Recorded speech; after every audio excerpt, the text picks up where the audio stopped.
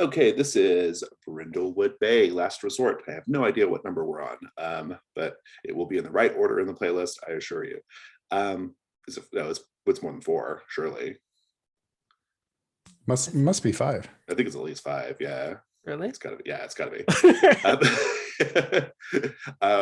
Okay, so let's talk about what we're doing today. So we're down a couple of players, and because of that, we're going to do a Sweeps Week mystery. The Sweeps Week mysteries are special mysteries in Brindlewood Bay that take place outside of the Void conspiracy.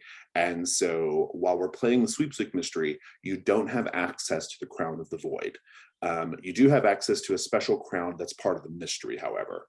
Also, you can't find void clues either in this context. So this story is distinctly separate from what's going on in the main storyline. It is a side story for sure. It also is, the Sweeps Week mysteries have a heavier supernatural emphasis than the normal ones.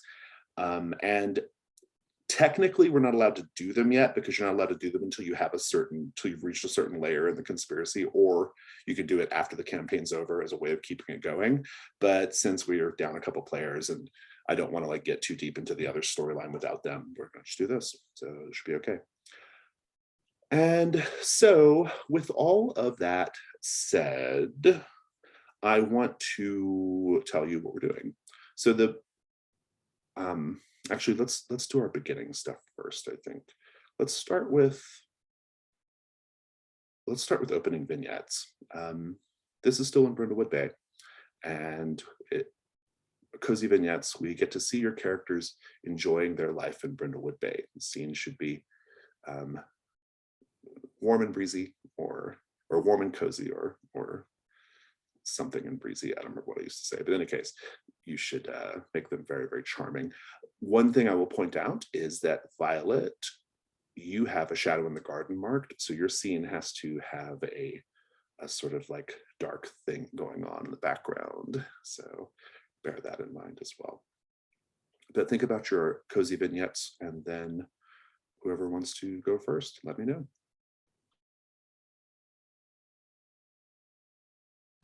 I think I'm set. I think we see Callie. It's morning in Brindlewood Bay. She's at a community center, and she has a big mug of coffee, and her dog is curled up on the floor behind her, and she is doing a continuing education lecture for other elderly members of the community. Nice, thank you. I think we see Violet's house, and there's a knock on the door, and it takes a while for her to get there, so she keeps screaming, "Just a minute!"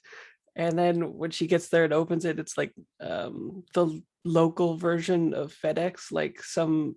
Some other member of the community doubles as the postman for this particular company or whatever, and they give her a big box, and as they go out into a van, I think it's the same van that we saw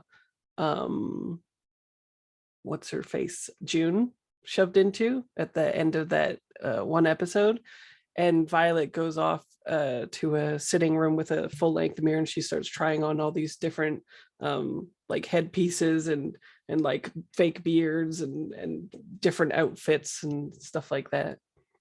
Nice, I love it. Let's talk about start of session moves. I think we have, between these two characters, I think it's just Jim Rockford, and that's it, Jim Rockford. So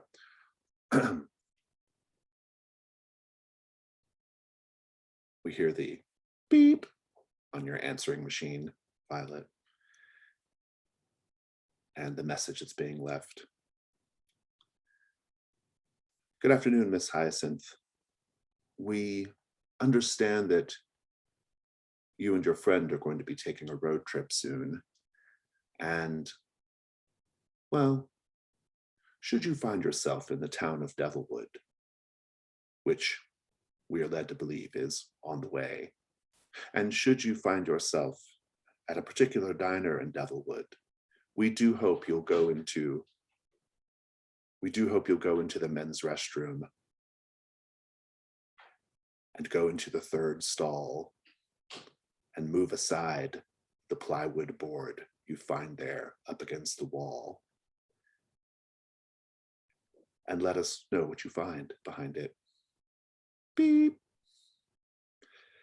So if you do that very specific thing, you get an XP. Let's talk about that road trip. Our mystery today, our Sweeps Week mystery, is called the Hex-Files. H-E-X, Hex-Files. Violet and Calliope, Callie, you are on the road together. You are on your way to a convention in Arizona, and you are driving through the American Southwest. In this case, though, the American desert Southwest looks suspiciously like Vancouver, but we will just disregard that for now. Way more trees than you would have thought in this part of the country. You are on your way to a convention. You're on your way to a scrapbooking convention in Arizona. Basically, you're just along for the ride, Violet. This is Dr. Thibault's annual getaway. You are on a lonely stretch of road in the desert Southwest, the road flanked by enormous coniferous trees. And you see up ahead of you what appears to be skid marks on the road. And those skid marks lead to an overturned car. You stop and you have to you have to stop just to kind of clear the road of some debris so you keep going, but also to take a look to see if anyone's injured, right? Of course. As a little paint the scene question for both of you, what suggests that an unnatural force was involved in this crash?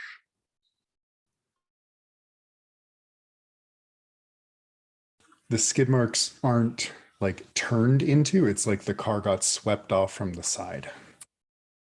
Nice. I like going with weird smells, maybe like a sulfur smell or something like that.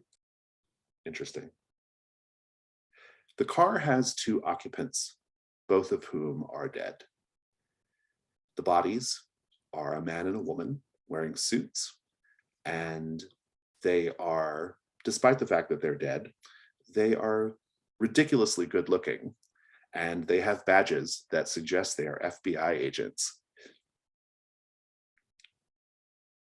Also, there's a case file in one of the agent's hands.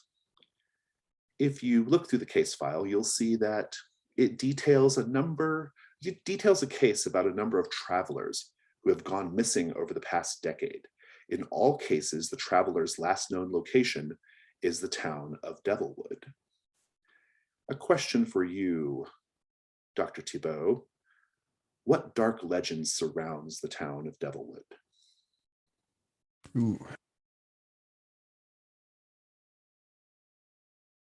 I think Devilwood, while the rest of America was dealing with witch panics, Devilwood, Arizona, probably was Arizona part of it? It doesn't matter. Arizona was dealing with a vampire panic. And so they were digging up recently deceased people and beheading them and reburying. It was a whole mess. Oh, interesting. Maybe something connected to like the Spanish conquistadors or something, right? Maybe we're in New Mexico, right? That would be interesting. I like it. The town of Devilwood is just a few miles down the road. Violet, you have a reason to go anyway. And now you have this case, and you should probably tell someone about this car crash. And so we have a mystery on our hands. And in this case, it's not a murder mystery. In this case, solving the mystery means discovering what's been happening to the missing travelers who passed through Devilwood, and ideally putting a stop to it. And so we fast forward a little bit to see you pulling into the town of Devilwood. We see it's a pretty small town. It actually appears to be a former lumber town. You saw a sawmill on the way in, very common in the desert Southwest. And it's just a little, basically a main drag. You have a guest house, maybe somewhere you can stay while you're here. There's a diner. There's the sawmill that you saw on the way in, of course. There's a mansion that is on a hill that overlooks down into the town. Some other small businesses, and the woods. Tall, ancient trees surrounding the town of Devilwood here in New Mexico. That's definitely not Vancouver. So you're pulling in, and let's just pick up the scene from there. Role play for a little bit, and then tell me if you want to begin your investigation, and if so, how. Did we take their badges? You did, if you want, and you can add them to your cozy little place. You can each have an FBI badge. Nice. Hopefully no other FBI agents ever find that out. You can, one of them is for a man, and they're both for much younger people, but Yeah. you Well, can make it work. When you show the badge, it's always a quick thing, you know. That's true, yeah.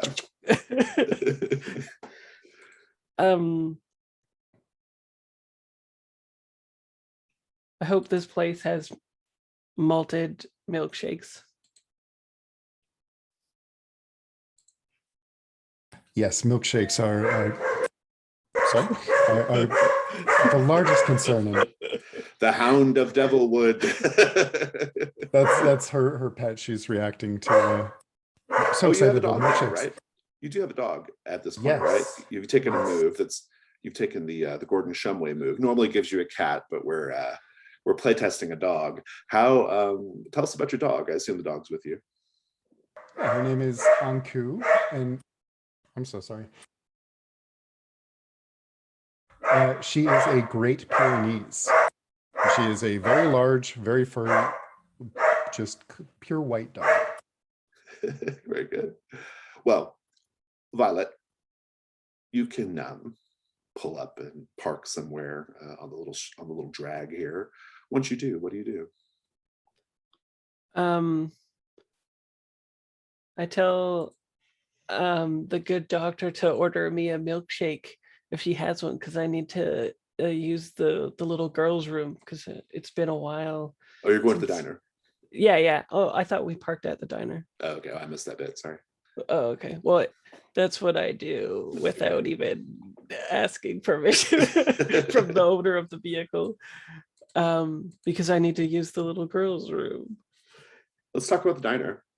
The diner seems to be doing pretty good business, although the conversation that's kind of humming throughout stops as soon as you enter.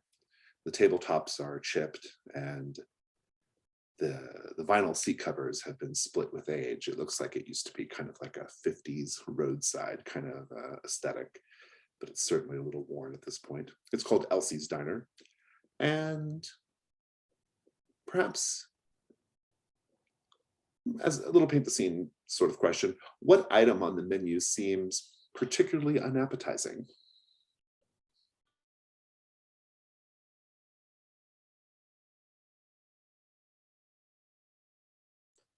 Deviled egg and salmon sandwich. I would eat that. You're from the Northeast. That definitely sounds like something you would eat. Violet. Well, but it's in the desert, though. You wouldn't order fish. That's true. In the desert. Maybe not salmon in the desert. Yeah. There was a river when you drove by, but that's okay. I think there's like really old like aspic salad, like 50s novelty food. Yeah, so vile. Awesome. Okay, so let's pick up the scene. So Violet, you're going to the restroom. It's one of those like little back hallways, and you see there's like, men's and women's, and there's a man just coming out of the men's room as you walk up, He appears to be with the sheriff's department. He has kind of an athletic build, a very, very scarred face, actually. And he seems a little surprised, and he says, kind of tips his hat at you and says, "Oh, sorry, ma'am. I didn't mean to. I'll just get out of your way. Are you passing through?" He says as he walks past you. Oh yes, we won't be here too long. Though this diner's very quaint, I might make a home of it. He says, "Well, I don't recommend it. People who come through Devilwood don't usually stick around too long. We like it here, but outsiders usually have a hard time with it." And why is that, officer? He says, "Well, let's just say that sometimes people come here looking for trouble. And the way I see it, them that goes looking for trouble deserve everything they get." I'm certainly not here for any first blood, officer. He just sort of says, "Enjoy your lunch, ma'am." And he continues on. I make a performance of like trying the women's washroom and pretending that it's like locked or whatever, and it'd be like, oh well, going into the men's. Good, we'll come back to that. Dr. Thibault, you, a woman, presumably Elsie, she is there at the counter. She has kind of graying hair, very stained apron, classic pencil behind her ear. And she's like, "Well, hi there. What can I get you?" Oh, hello. Good afternoon. And she'll look at the menu, and her brow just gets increasingly creased as she's reading down. Salad? "Oh, sure. We could do a salad." And she kind of she asks you, "What kind of dressing do you want on the salad?" And your options are ranch, and well, ranch. It's kind of the limit of it. She's like, "We've got ranch, and well, we've got ranch. So how does ranch sound? Ranch sounds just fine. You want something on that? Chicken, something like that?" Oh, no, thank you. Just plain is grand. She's making you. She kind of puts the order in, whatever. She's like, "Well, so what brings you to town?" Oh, just passing through. We are on our way to a convention and thought we'd just stop. The place looked quaint. We needed to stretch our legs. She's like, "Well, I hope you enjoy your stay. Devilwood is a quiet and peaceful town. We don't have any crime here. In fact, why, poor old Sheriff Jack, doesn't have anything to do. We don't even lock our doors around here." That sounds pretty familiar. Where I'm from isn't too far with the board sheriff and all that. She smiles and goes back to wiping down a counter. Violet, you're in the men's room. You see the third stall. I What do you lock do? it. You go in and lock it. Yeah. You do see a piece of plywood up against the wall, as the message indicated you might. Yeah, I'll try to move it, dropping my heavy bag. Yeah, you can. You'll have to kind of. It's sort of just kind of propped up between the plumbing and the wall, so moving it aside is not too much trouble. And inside, behind it, there is a hole in the wall and a little crawl space on the other side. What do you do? If I have a flashlight, then I'll do the molder. Yeah, you can do that. Take the meddling move. Let me take a look at your conditions right now. I don't think they apply yet. Go ahead, but take it with probably composure, I would say. 8. Nice. Remind ourselves of the move here by promise I wrote this game. On a 7 to 9, okay, you find a clue on a head. I'll tell you what it is. On a 7 to 9, there's a complication, either with the clue itself or a complication you encounter while searching. Let me give you your clue first. You're looking around with a flashlight, and you see on the other end of the crawl space what appears to be an altar. There is a sort of strange looking, almost like Aztec like kind of figure, like a gold idol figure, about, well, it's pretty small because in this crawl space, I'd say it's probably only a few feet high. And it's on a little plinth surrounded by half-burned candles. And if that wasn't alarming enough, you hear something in the darkness skittering around. What do you do? How do you feel? Freaked out. You can put freaked out as a condition, please. I think I would. Do? I think I would replace the thing that I moved. Okay, good. And beeline it. Okay, very good. So going back to Violet, this is before, or back to Dr. Thibault's before Violet gets back. Dr. Thibault, what do you do? I think she'll be trying to make some small talk with the proprietor, and she'll just slip in and she'll say, you know, I've actually heard of Devilwood. I've heard you had quite the undead problem way back when. You say this to the sheriff? Oh, to Elsie. Oh, sorry. I was looking at something else. To Elsie. She'll clam up a little bit. She doesn't really, you can tell she's just kind of like, oh, that's, you know, every town has its stories and legends. But she reacted initially in a way that makes you think she knows something. How do you get her to open up?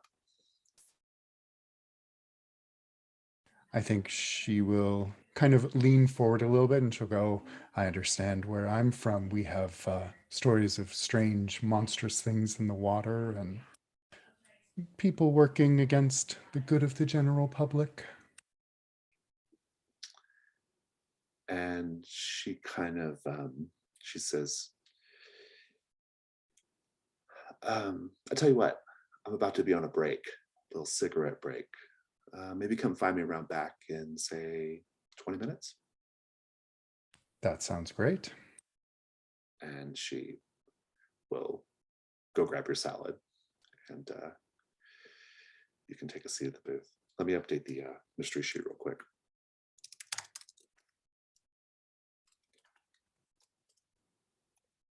I'm not misremembering, the Mavens have heard about the Deep Reaver, right? So you have, yes. Okay, Yeah, that is right. something you know about. Yeah. That's right. This is complexity 7, by the way. And we have a special, there's a special crown here that you have access to since you don't have access to Crown of the Void, called Crown of the Woods. It can be chosen 3 different times. And essentially just tell me you're choosing it and I'll tell you what you have to do. So, but you have 3 times to use it. It can only be used on this mystery, so there's no reason not to. So Violet, you can rejoin rejoin Dr. Thibault. You don't have a food order in yet though, so assuming you order something, what would you order? What's safe at a diner? Did they have milkshakes? Sure, yeah. I order a milkshake and a cheeseburger. Okay, good. So your food comes, you're both sitting in a booth, and let's just have that scene. Did we take the file of the missing people? You did, yeah, you have it. I think Callie will have taken one of the menus from the stand at the back of the table, and she'll put the file inside and open it as if she's perusing the menu and looking in there. And, you know, Oh my, so many people have gone missing here lately, or in the past several years. I believe it after, and then I tell you that in probably sparse terms, what I saw with the altar and this, I assume that the skittering was just a rat or something like that. But the altar freaks me out enough that I wanted to tell you about it. And also the sheriff, who was creepy and giving me Rambo First Blood vibes. um so maybe these people are worshiping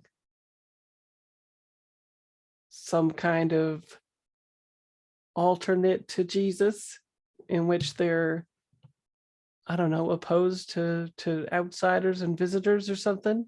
What are we thinking? Surely there must be a normal town in this country somewhere. Well, we haven't found it, I'll tell you that. This altar, the third stall, you say?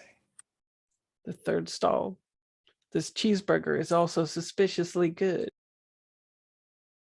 That is suspicious. Did you see any markings or language on the altar? Honestly, I only took a quick little peep, and then I heard some things, and I wasn't sure if, something was coming at me or something was coming in the room. I was just, I panicked, as you know I do from time to time. Happens to the best of us. Especially when there's altars where you're supposed to do your business. Oh, of course, yes. Although maybe if those candles are scented, I could see some sense in it. At this It is an point, interesting choice for bathroom decor, yes. At this point, a man in a tattered raincoat with very slurred speech is kind of giving Elsie a hard time at the counter. Interestingly, you didn't hear this man come in. He's just there at the counter, and he's saying, Margaret, why don't you go ahead and just get me a beer from out back? And Elsie looks at him and says, Walter Ephraim, you know that my name is not Margaret. That's my grandmother's name. My name is Elsie. He says, oh, that's right. That's right. Well, I really could go for a beer. And Sheriff Jack Wolf stands up from across the way from his booth, and he says, now, Walter, we don't need any trouble in here. Why don't you go ahead and get on out of here? And Walter just sort of says, oh, I don't mean no disrespect, Sheriff. And he kind of says, I just need to go drain my lizard real quick. And he wanders back to the bathroom area. You don't hear a door shut, though, when he wanders back there. It's very quiet. And is it raining outside? No. It is misty, however, as it often is in the desert. So what do you do? If anything, you will notice that Elsie's getting ready to go on her. She's taking off her apron, probably going on her cigarette break. Callie will relay her meeting with Elsie and say, just loudly, I should go and make sure that Anku has had time to stretch her legs too. And she'll start walking out to collect the dog and meet Elsie. I'll walk you out, and then I use that as an opportunity to see if that man is loitering in the hallway or not of the bathroom. Do you all leave your things at the booth, or are you leaving the booth? Well, I assumed leaving. Yeah, we could be leaving, I suppose, if we finished. Yeah, it can be. That's fine. Okay, so we'll start with Dr. Thibault. Elsie is in the back. She is having a cigarette. She says, look, this town's filled with stories, and I don't really know how much I should say. God knows, Sheriff Jack would be really, really angry if he knew I was talking to you right now. But if you want to know the real secrets of this town, the old secrets, you have to go up to Montero Manor up on the hill.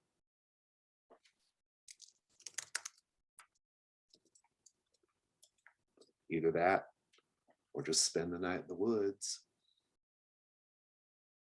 Well, I happen to be quite interested in the various stories of this fascinating country you have here. And Montero Manor, you say, is it currently occupied? Well, there is a man, Montgomery Montero. We don't see him very often, but he owns most of the land around here. He used to own that old sawmill on the way in. Let's just say he's an eccentric. We'll go with that. Fascinating. And of these stories, are they dangerous? She says, I probably shouldn't say anything else. And she sort of stubs out her cigarette. And she's walking away and she says, so what's this convention about that you're going to?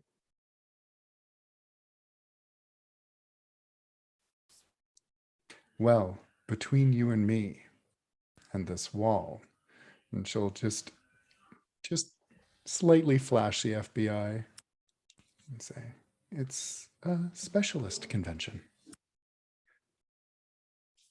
Oh, that's pretty good. I think flashing the FBI badge is probably enough to trigger the meddling move. I think that might give her a reason to open up to you more. If you want to roll with composure, you can mark it to get advantage as well. Sure.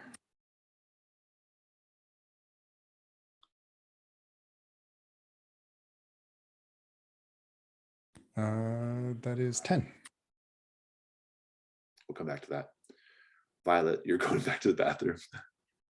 Yeah, I want to see where that man went. You go back to the little hallway and it's as you saw it before. He either went into the men's room or or possibly the ladies' room, I suppose. Maybe the men's room was locked and he had to go in that one. But what do? You don't hear anything though. Playing a hunch, I try to very silently open the men's one to see if he's entered where I think he has, like go into the altar. You open up the door quietly and you don't hear anything. You don't hear any like sounds in the bathroom, nothing. You go in and that third stall door is open and you see the plywood in place. What do? It's open, and I didn't leave it open, right? Well, the stall door is open, but the plywood's in place where it like covering the hole. At the very least, this is a good opportunity to snap a picture of the thing. So I'll move the plywood aside so I can actually accurately describe it. I'm going to make you roll the night move, even though it's daytime. I think this is night move appropriate. And because you're facing something you fear, you've already told us this scares you. And so let's have tell me first, what are you afraid is going to happen if you lose your nerve right now?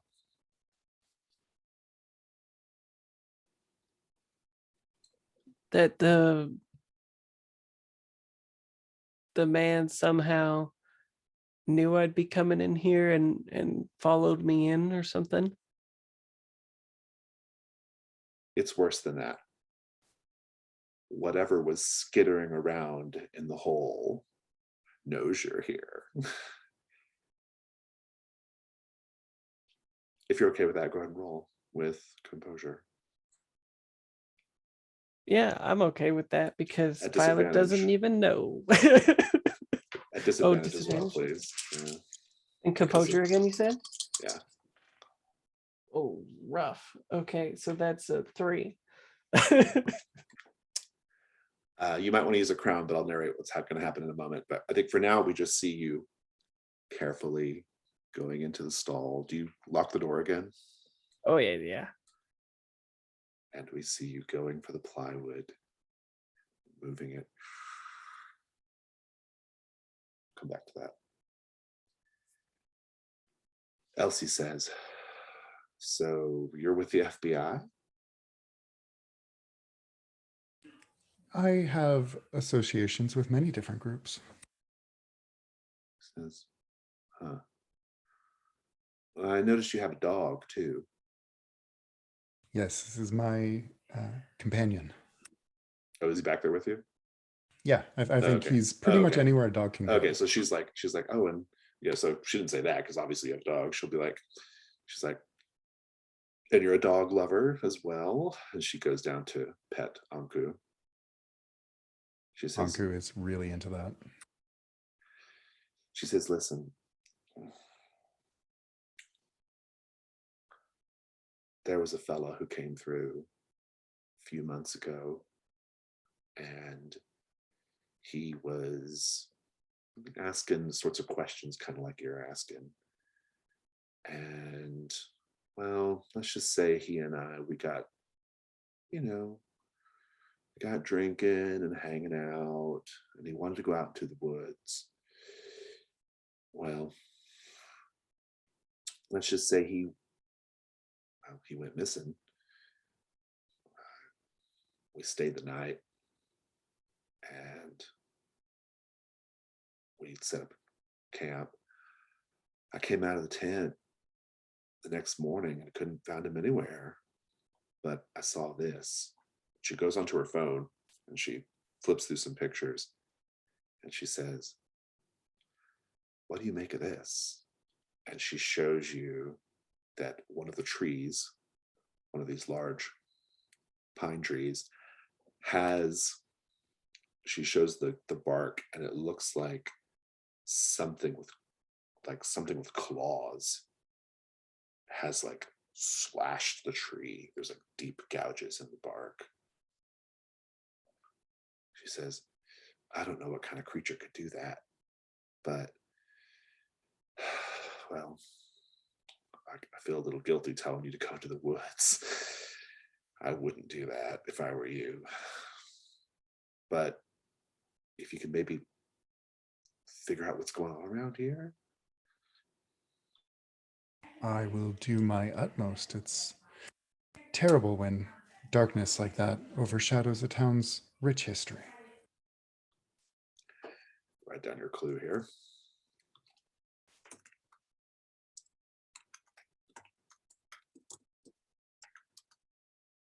Deep claw marks in a tree. Violet. You slide aside the panel. You go down. You got your phone out to take a picture. And I think we switch to sort of like camera view, right? Where we just see the idol. We see this debris. And you see something moving around in the darkness. And then it appears. Long-limbed, pale, oily skin, eyes that appear to be blind, milky white. It lets out a shriek and like runs towards you on the camera. And then we pull back and we just see the outside of the stall, and we see the door quaver as your body slams up against it. Boom, over and over again. Boom, boom, boom. And then the sound of tearing flesh and sucking and blood dribbling down. Unless you wish to put on the crown of the queen or the crown of the, what's this one called? The crown of the woods. Think I'll woods it up. Let's woods it up. That will bump your result up to a 7 to 9 instead. And here is your crown of the woods. Each of you must describe a disturbing dream you had last night at the motel you were staying in. I don't suppose that scene that we just had was my dream. Maybe, I don't know. You can tell us. It's up to you. But your result is a 7 and 9 instead, and so you find you manage to keep your cool. But I think per the move, yeah, you hold steady, but there's a complication or cost. I'll describe what it looks like. I'm just going to kind of lean into the scene a little bit. You hold steady. You don't see Walter Ephraim, the sort of drunk, but you do see that creature crawling around in the crawl space like a Morlock, long white limbs. Like you've ever seen the movie Descent, it's like that. The kind of rubbery limbs crawling around. What do you do?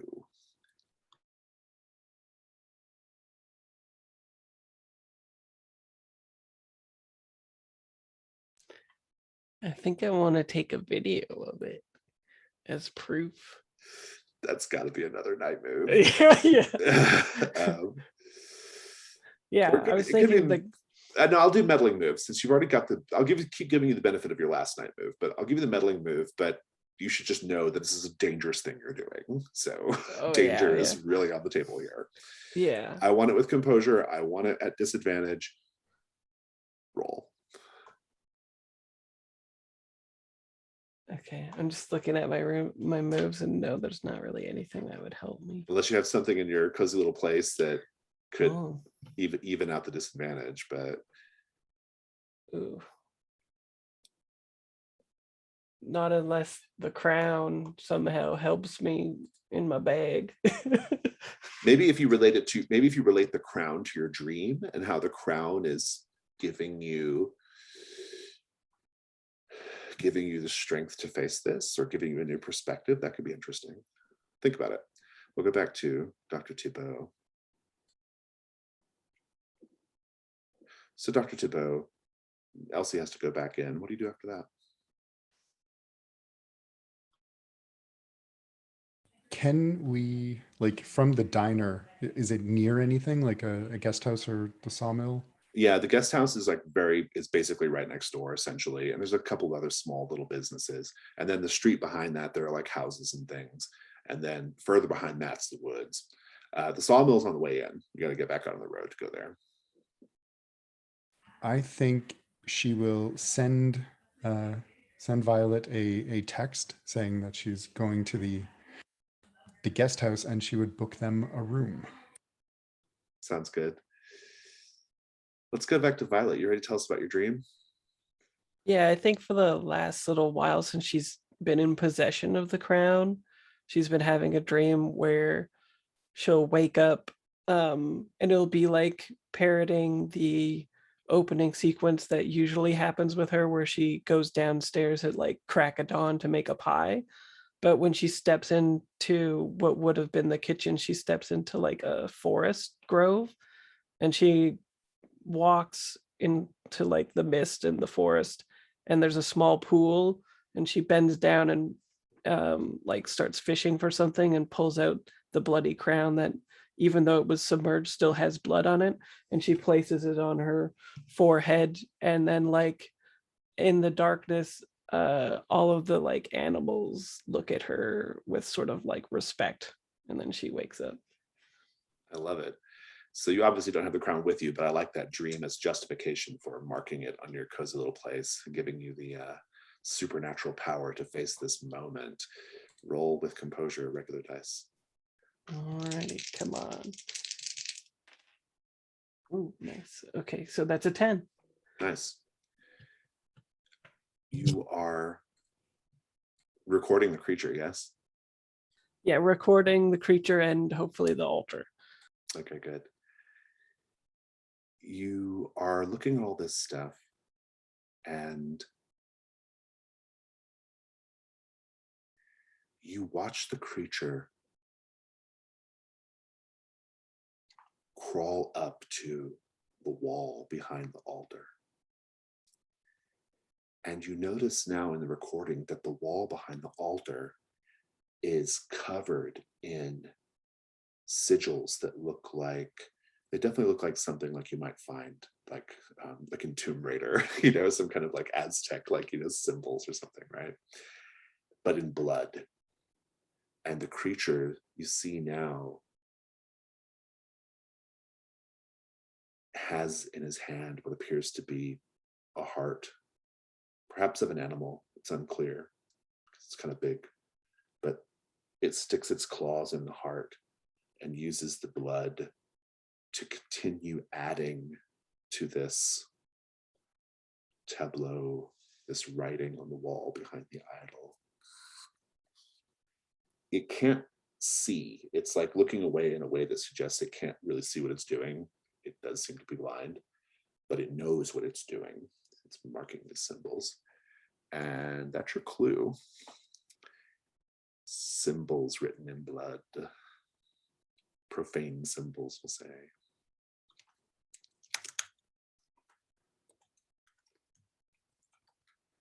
What do you do after that?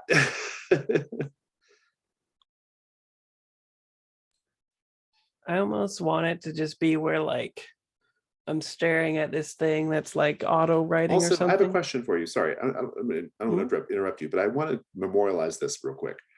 How is the power of the bloody crown causing you not to freak out right now? Like, how are you like just watching this with like, so in almost a detached way?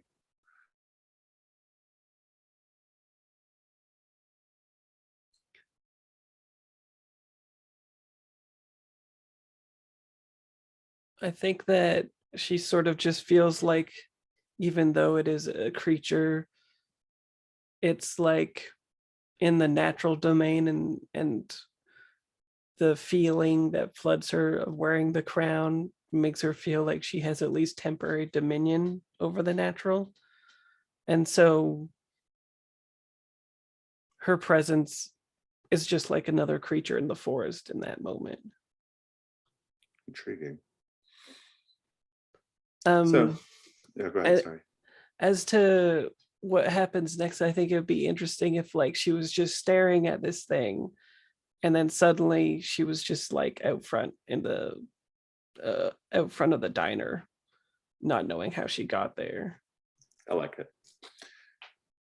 Still no sign of Walter Ephraim, the drunk, by the way. So,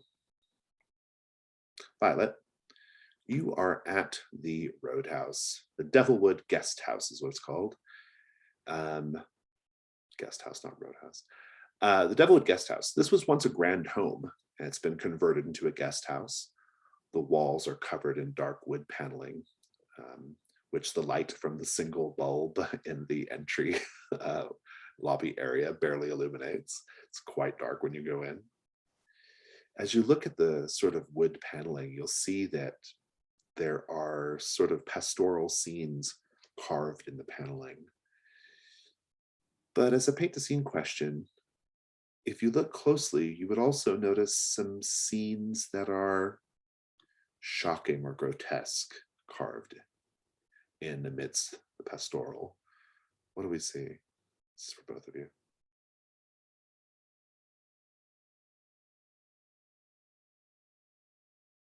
Instead of the usual kind of glorified hunting imagery, there is a deer that looks to be being sacrificed on a rock or perhaps a rough altar.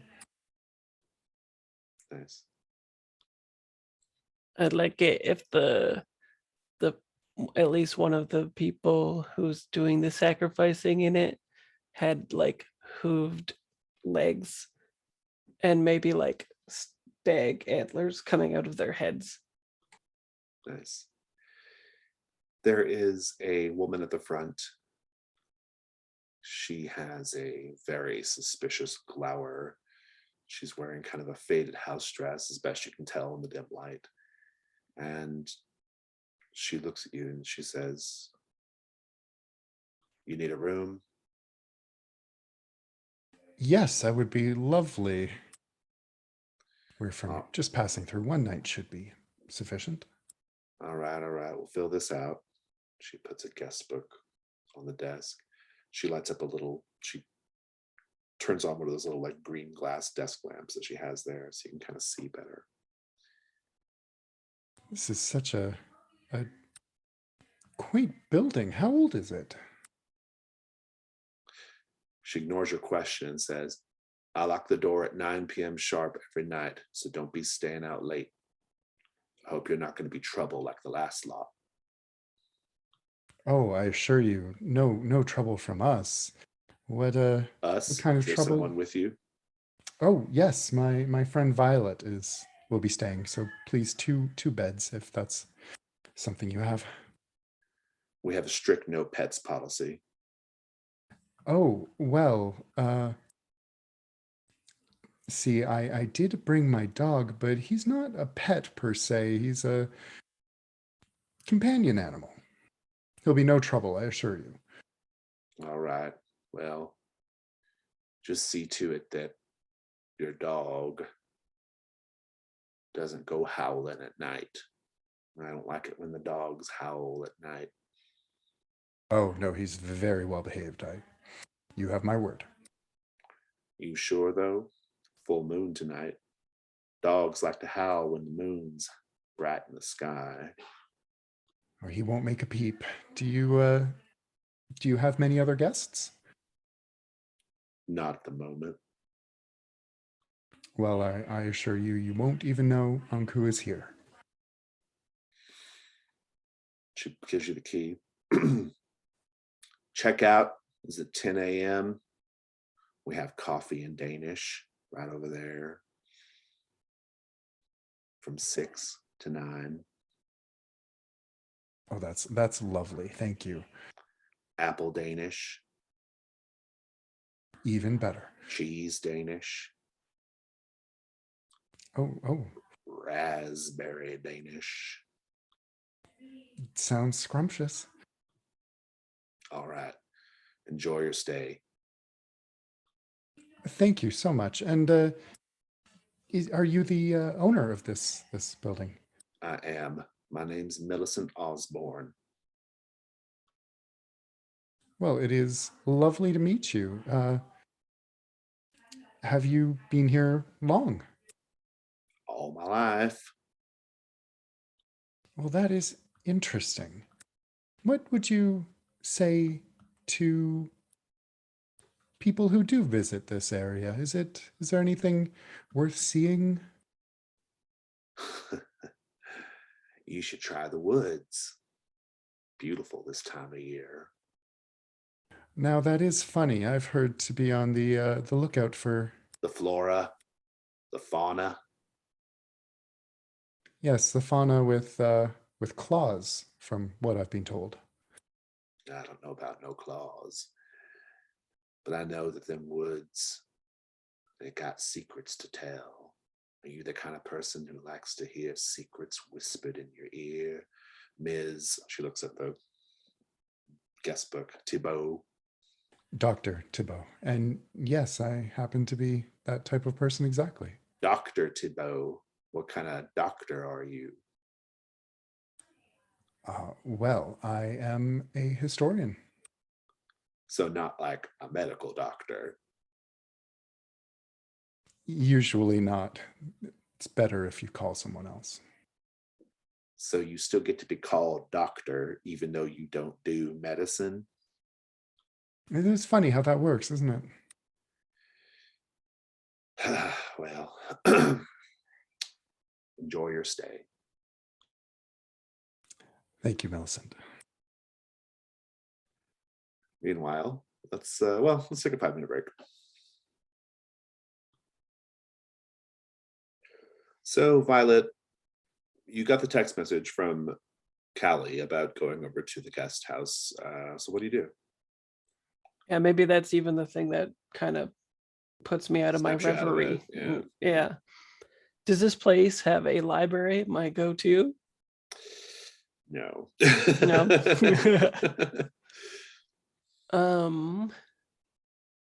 And presumably the good doctor took the car. Well, it's right next door, so it's... Oh, it's right next door. Yeah. Oh, okay. We're pretty close anyway. Yeah. I guess I would just go in and meet her all a quiver and a buzz to show the video that I had taken. Yeah, you might walk in. We'll just say you walk in like right at the end of the Danish conversation, and we'll just kind of pick up from there. I said, no blueberry though, hey? No blueberry. Everything else. Well, it's better than nothing, I suppose.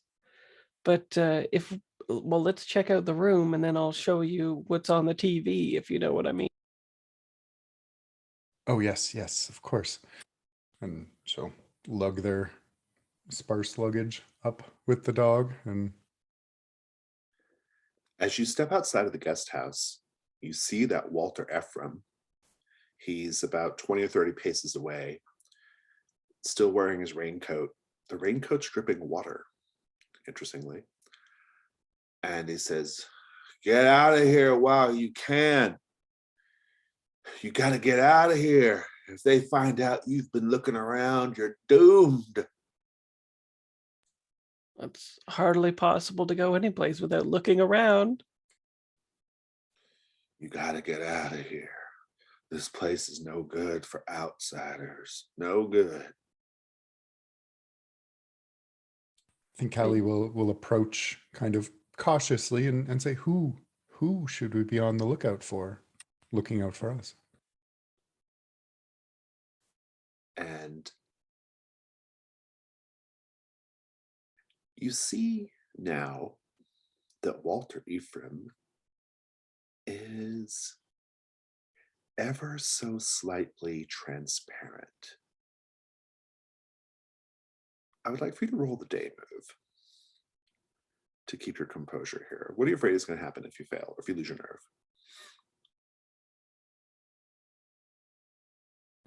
That she won't be able to think of some sort of plausible reason for this this imagery and be incredibly disturbed.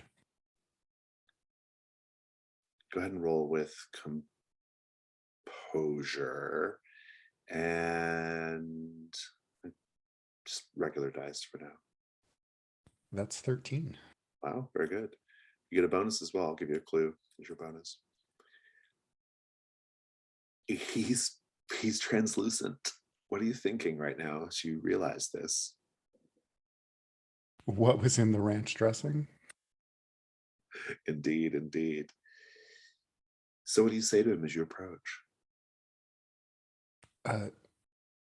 Sir, if you please, we are just passing through. What do we need to be worried about here? And he says, he kind of smiles. And he says, "They'll do anything they can to protect that Spanish gold." And then he disappears.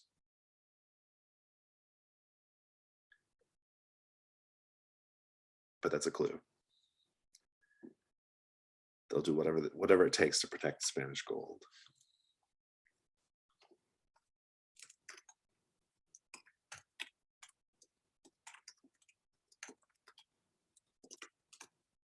Callie will kind of stumble backwards and rub at her eyes and look at Violet and say, did The only reasonable explanation is that the fog just got worse. You are tired right now, Callie. You have the tired condition generally, so maybe you're just seeing things. And I'm already freaked out, so I'm just pumping it. Callie, tell us about your dream last night. Callie dreamed they were somewhere between Brindlewood and Arizona, presumably. And she had a dream that there was just raucous noise coming from the room next door, and that she went to lean against the connecting door between the two rooms, and it fell open. And in the room beyond, instead of walls and windows, it was all like packed earth with roots of old trees poking out. And above, she thought at first it was a night sky, but it was actually dark dirt studded with teeth. Very nice. So let's keep that scene going. Hallie will be rubbing at her eyes and go, yes, I must be more tired than I thought. What's it called? Yellow line fever? Driving too much? Well, I think I did a significant portion of the driving as well, but I think we both are just out of our element, in a different element, tired, digesting. Sometimes little bits of cheese can make you see anything. Yes, I suppose that's true. Speaking of, did you see anything? I saw a lot, but I should show you when we get to our place, someplace safe-ish. Oh, okay. Well, you have your room, so Yeah, it's like a little cabin or whatever. it's so the Roadhouse is like an old house. Great big. It's basically just like a big like a kind of 1920s like large sort of Victorian style home that's been refitted to be a guest house. So you just kind of go in, go up some stairs, go up to your room. So. Gotcha.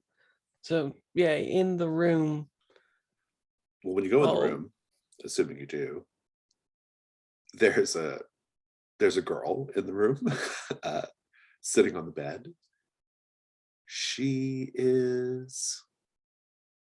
seems a little distracted, like she doesn't even notice you come in at first. And then she does kind of look at you eventually. Very heavily freckled. Her shoelaces are untied. And she's young. She looks like she's 16, 17 maybe. And she's like, oh, hey. Oh, hey. Are we in the wrong room, little miss? Oh, no, probably not. I just, well, I'm about to start my shift over at the diner, and I just, I don't know. I like to come here and sit. And who might you be? Oh, I'm Courtney Simons. My mother's Elsie Simons. She runs the diner. Oh, yes, we had a lovely conversation with your mother. Anyway, this bed is where they found my father's body. And I just like to come sit.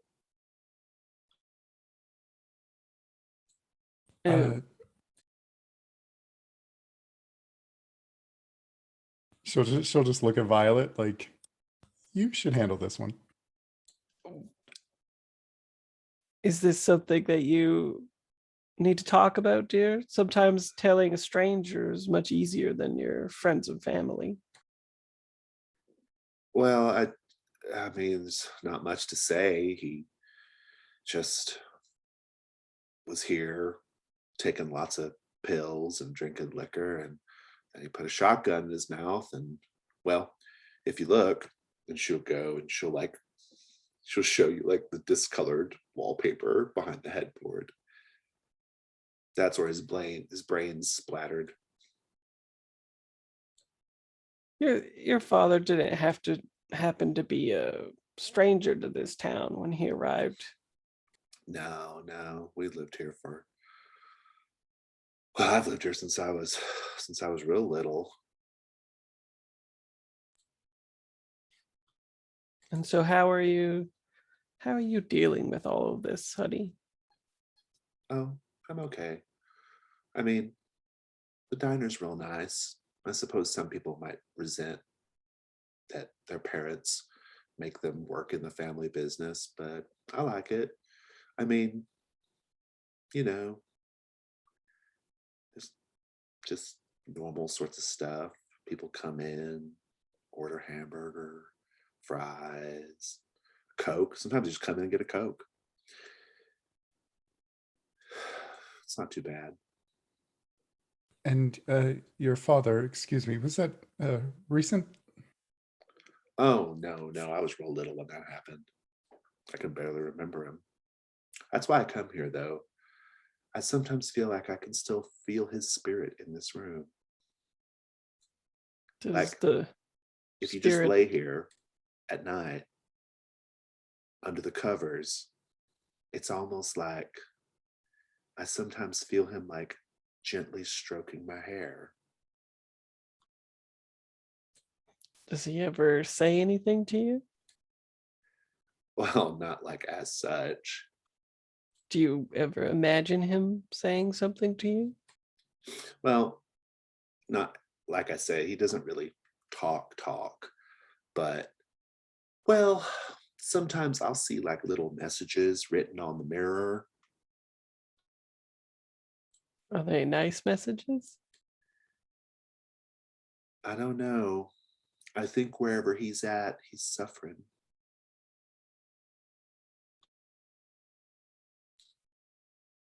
What makes you say that? Oh, look, I gotta go. My shift's about to start. Enjoy your stay, she goes as she walks out of the room. Callie will just like do a slow, like wide-eyed turn to Violet and then back up at the stain on the ceiling. I'll like close the door harder than I meant to and be like, anyway.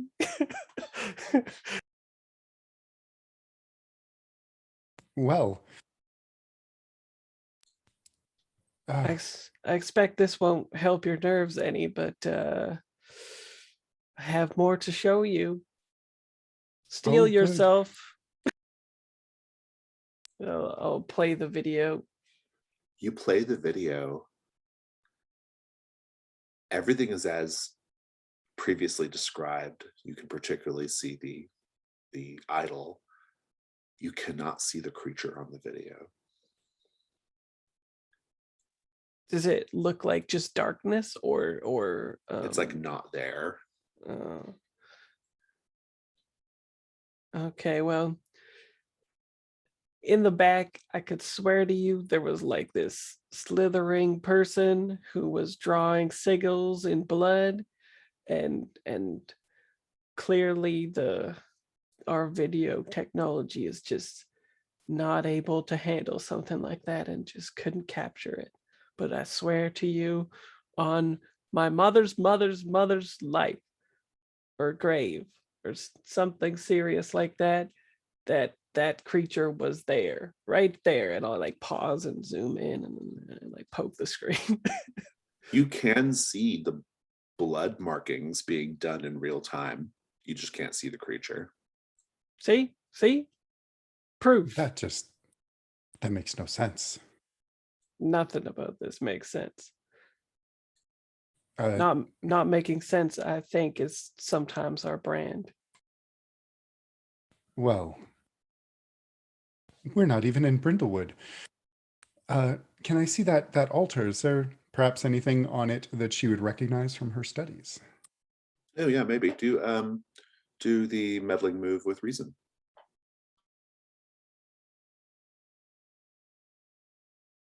That's 12. Nice. The dice are being very kind to you today. Just Apparently. No, sometimes that's the way it goes. On a so there's no void clues on a 12 plus. It's just a 10 plus. But I will tell you what you discover.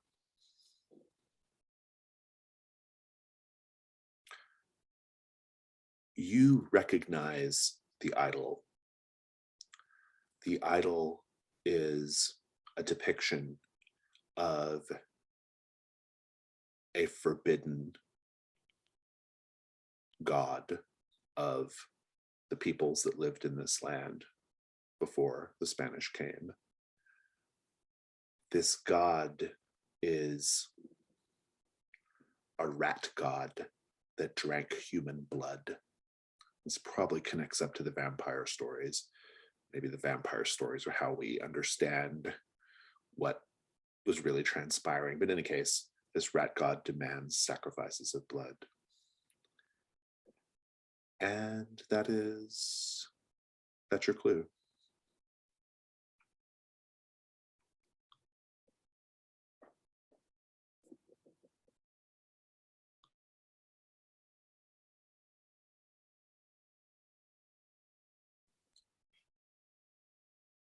So, Violet, what then? I wish that we had a library. This place is so small, it doesn't even have a library, Callie. I'm glad that we have your brilliant mind, but what are we to do with this information? I hardly want to go crawling in that wall. If you recall, that gave me such a fright, I'm still rattled. Of course, but surely there must be some sort of town archive or records somewhere, perhaps at the police station. Well, maybe you can charm the man, but he was not accommodating to my person. Oh, charming isn't exactly my forte, but I could give it a shot. Or if this is like all those other times that we went to small towns, or maybe like that episode in what is it, Amanda Delacour? Well, you know, it might be worth pointing out here, actually, that Dr. Thibault, you have the Thomas Magnum move, which means you are a secret personal friend of Robin Masterson, the author of the Gold Crown Mysteries, and you have access to Robin's resources whenever you are outside of Brindlewood Bay. Her homes, her vehicles, her checking account, any other resources you think that would make sense. And once per session, it does give you more access to the Gold Crown Mysteries move. And so you have resources to rely on here when you are out in a place like this. With Robin Masterson's publishing career, surely she has research assistants that Callie could call. I think that's probably right. Yeah. That sounds good. You call her research assistant. Her current research assistant is a kid named, we'll call him names. Jared Smith. Not the most exciting name, but it's okay. You call him up. What do you say? He's like, hello. Oh, hello, Jared. It's good to hear your voice again. I was hoping I could ask another favor. Oh, Dr. Thibault. Is this, do you need to speak to Robin? Well, I think she'll be interested in hearing about this. It's more your talents I'm interested in. Oh, okay. Well, so what do you need? I'm in a town called Devilwood in Arizona, and it seems to have a history. I'm hoping you can do your magic and see what you can find. He says, yeah, I could look into it. I've got some time over the next couple hours. I'll call you back or send you a message whatever I discover. Any particular angle I should be looking at here? That's much appreciated. I've heard about a Montgomery Montero who owns a sawmill. He seems to be a figure of note. Yeah, sure. Give me like an hour or two. No, I'll get back to you. Thanks so much. Well, so get some time to kill before that comes through. Now what? If this is like Brindlewood Bay, Callie, then if the sheriff isn't on duty, surely there is an inept deputy at the helm that we might persuade instead. That's a good point. It's worth a shot.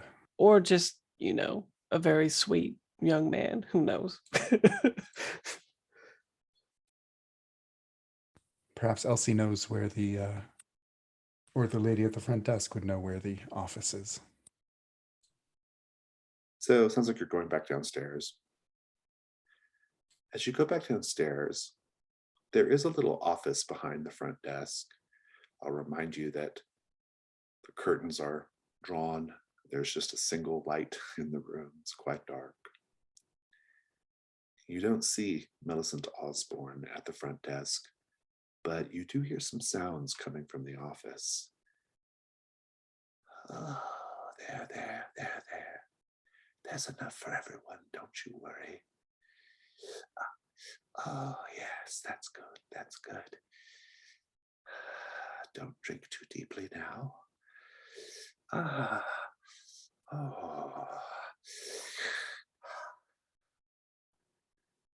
What do you do?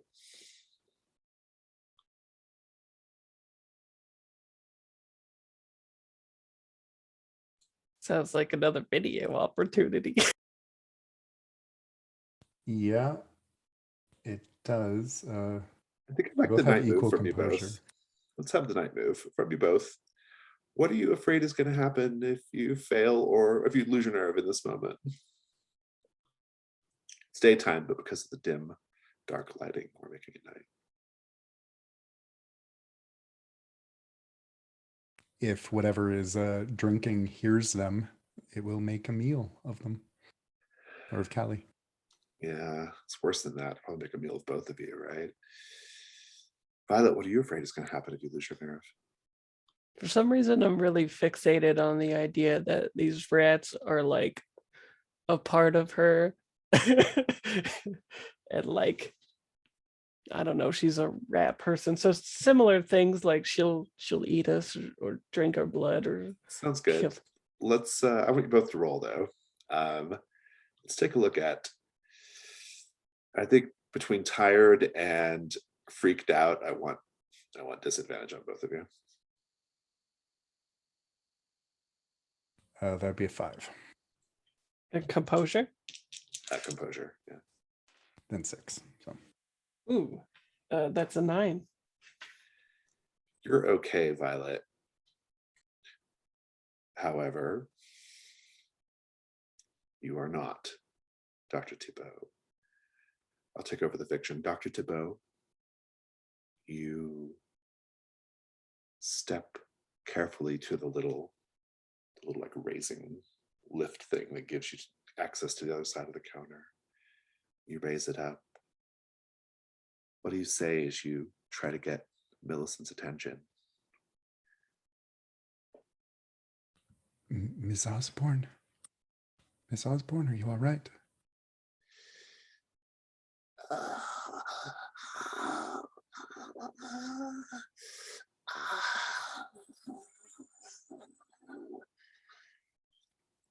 And at this point, you go around the corner to see Millicent Osborne lying on the floor of her office. It's unclear whether she has clothes on or not, because her body is covered by rats that are drinking of her blood like leeches.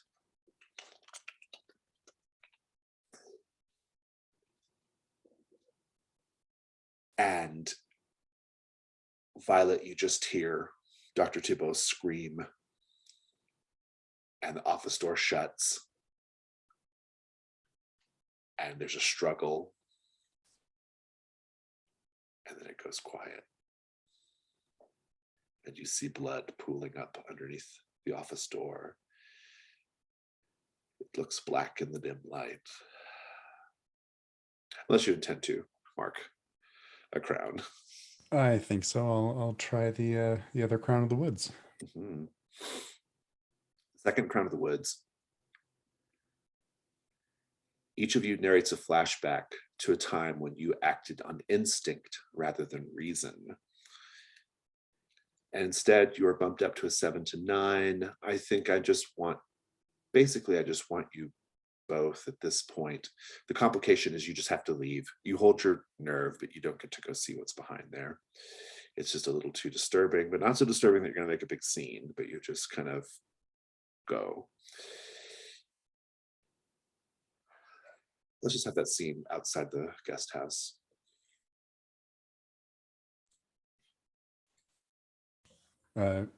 Callie will kind of shudder and just she'll keep a firm grip on Anku's leash and just kind of square her shoulders and start marching toward the diner. You'll see the police station is also on the same strip of road. Yeah, of course it is.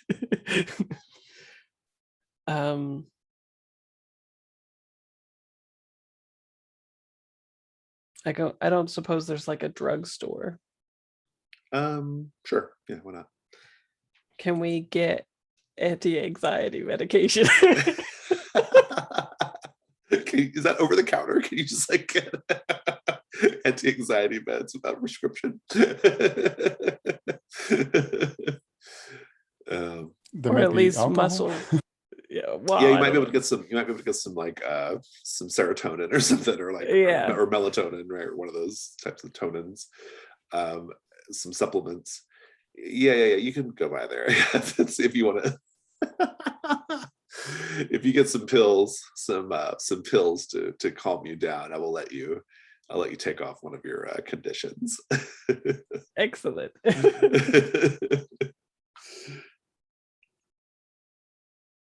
So what's next? I think now we are well prepared for the police. You go inside the little sheriff's station.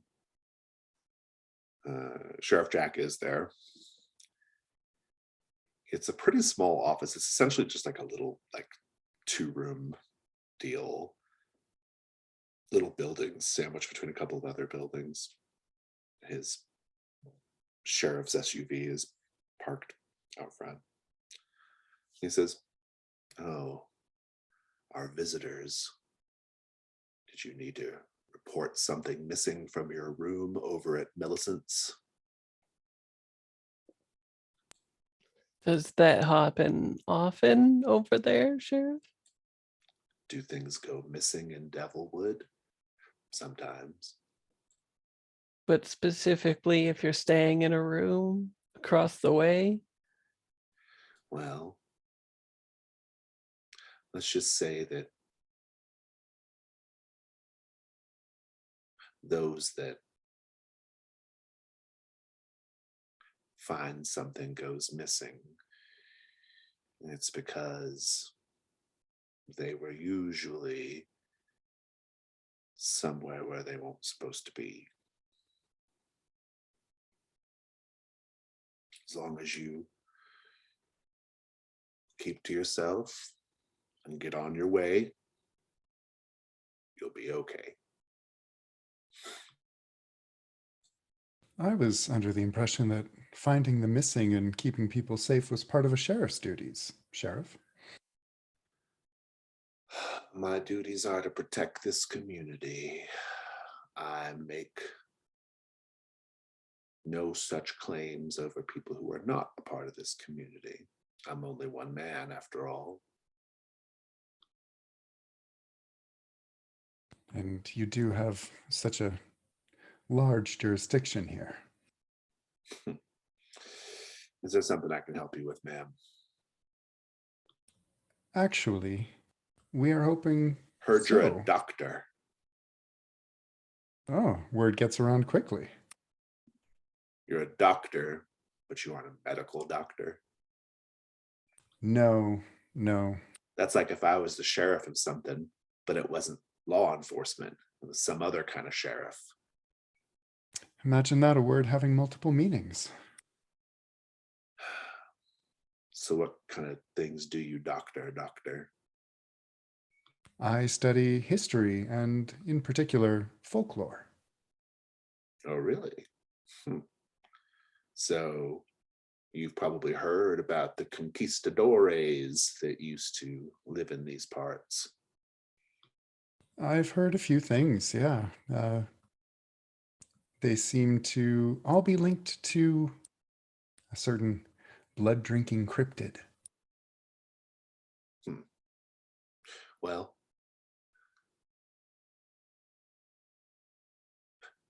I'm sure there's some truth to that. It was a long time ago, though, Oh, of course. We don't believe in vampires these days. I suppose not. And yet things that we do not see with our own eyes do really exist. I, for example, have never seen a conquistador, but I know there were conquistadores here in the 1600s. Well, that's a fair point. They have left quite the legacy for themselves. Legacy. Yeah, legacy. Well, is there something I can help you with, ma'am? Doctor?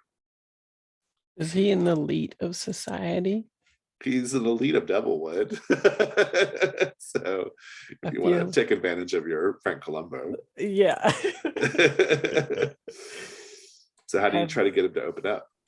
So we're trying to get town records, right?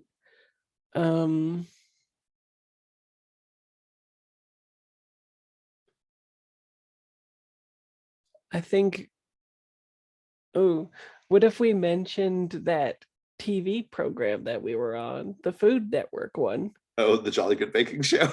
Yeah. That's pretty good. I like that. Yeah. What do you say? That the diner across the way might as well be featured on that same network that we were on at the Great Bake Off. Surely even a small town like that would have tuned in to support other small towns such as Brindlewood Bay. He's like, are you talking about the Jolly Good Baking Show? Of course. You were on that show? Did you not see the very inflammatory yet extravaganza of ratings show that we were on? It is the highest rated event that ever occurred to this date. He says, Paul Riviera's last appearance.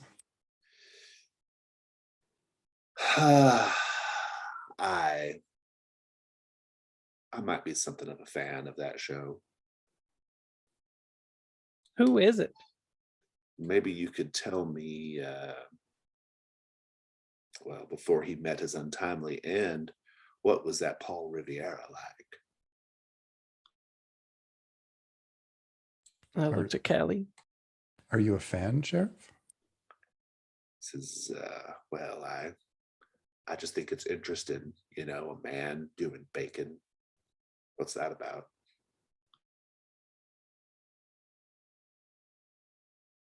Well, he brought such a masculine energy to the set, such a powerful presence. We'll have a roll here. Violet, you can do the roll since you brought up the Jolly Good Baking Show. Do it with reason.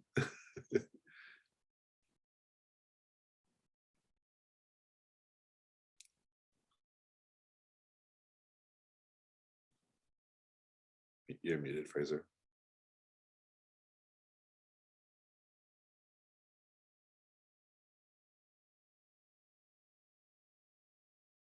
Fraser, we can't hear you. You're muted. It doesn't matter what I rolled with because I rolled a 3.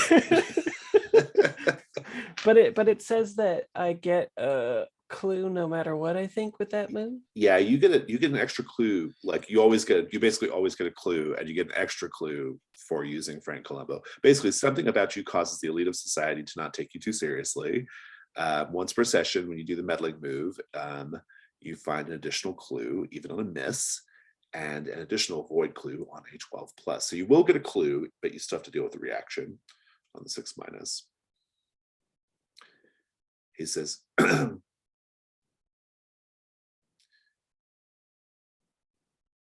so he's kind of opening up to you a little bit, right?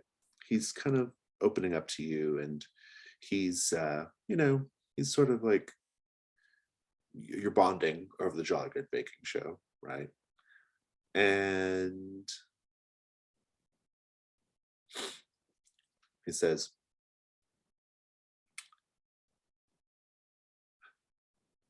so what can I do for you ladies?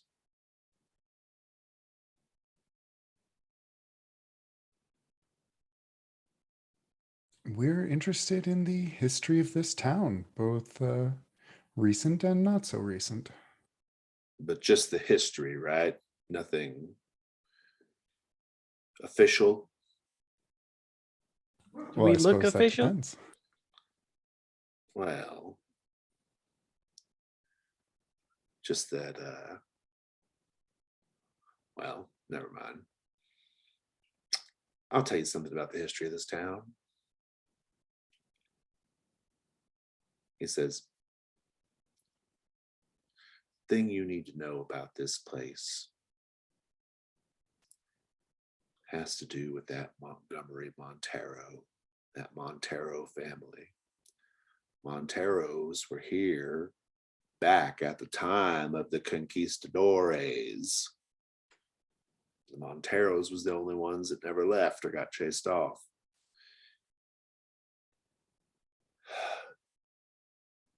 In fact,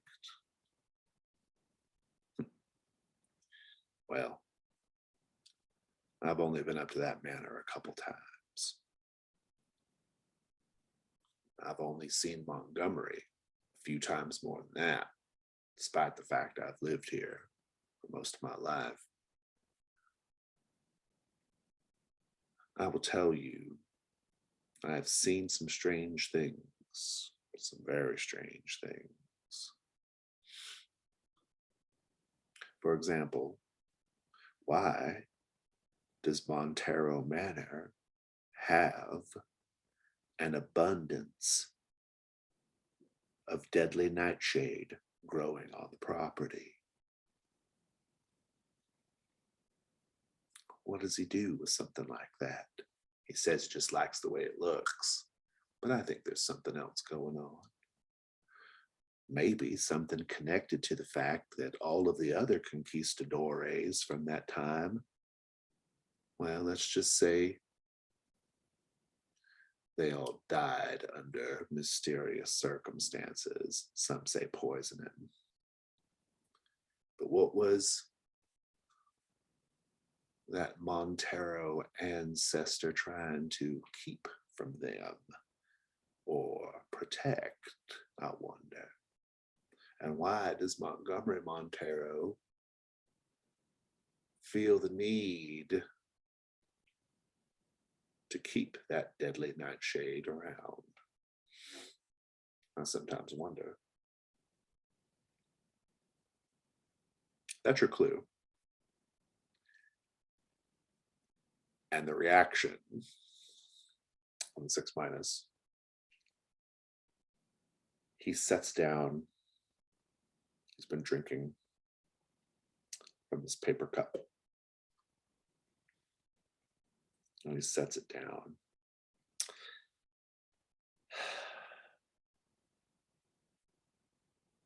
And then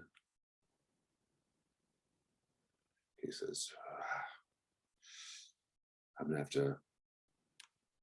go ahead and have to end our little meeting here, ladies. I don't feel too good.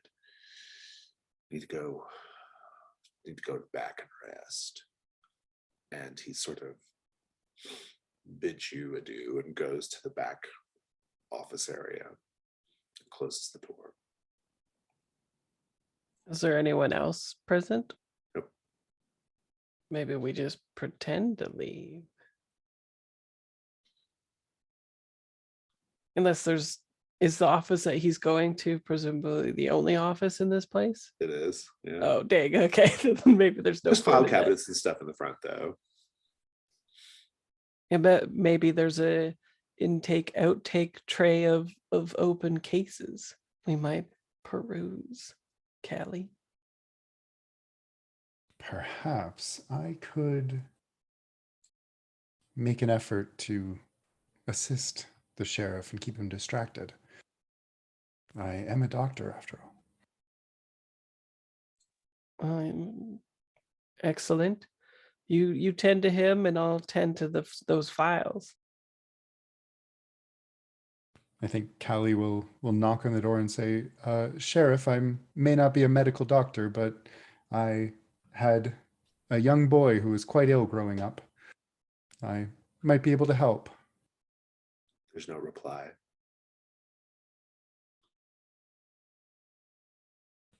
she'll try the handle. You go inside and you see Sheriff Jack face down in a pool of blood and vomit, quite dead.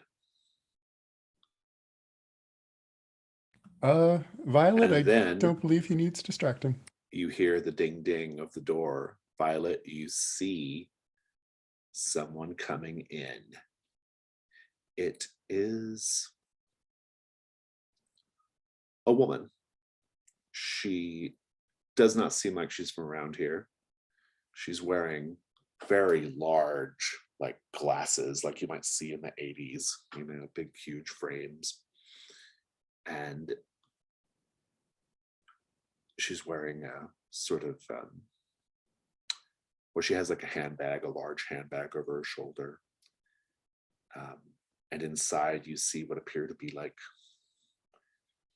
antennas and instruments poking out. And she comes in and she says, well, Sheriff, I have all the appropriate permits, and so I'm ready to begin my, oh, hello. Oh, hi. We were just leaving. Yes, that's fine. Where's the sheriff? Do Callie I- will step out of the office and close the door and say, oh, he's just stepped out for a moment. Oh, well, just like the man. Well, where did he go to? Oh, he said something about Montero Manor. Oh, well, splendid. Well, good. I'm headed up that way anyway. Well, not to Montero Manor. I have a little site set up in the woods. I'm taking some measurements of things in the woods. Oh, Dr. Henrietta West, by the way, is my name. Dr. Calliope Thibault. Oh, I suppose you're a medical doctor. No, historian and folklore. Oh, research doctor. Wonderful. Well, and she's sort of like, she says, I'm a doctor of, well, let's just say, some kind of a connected field, actually.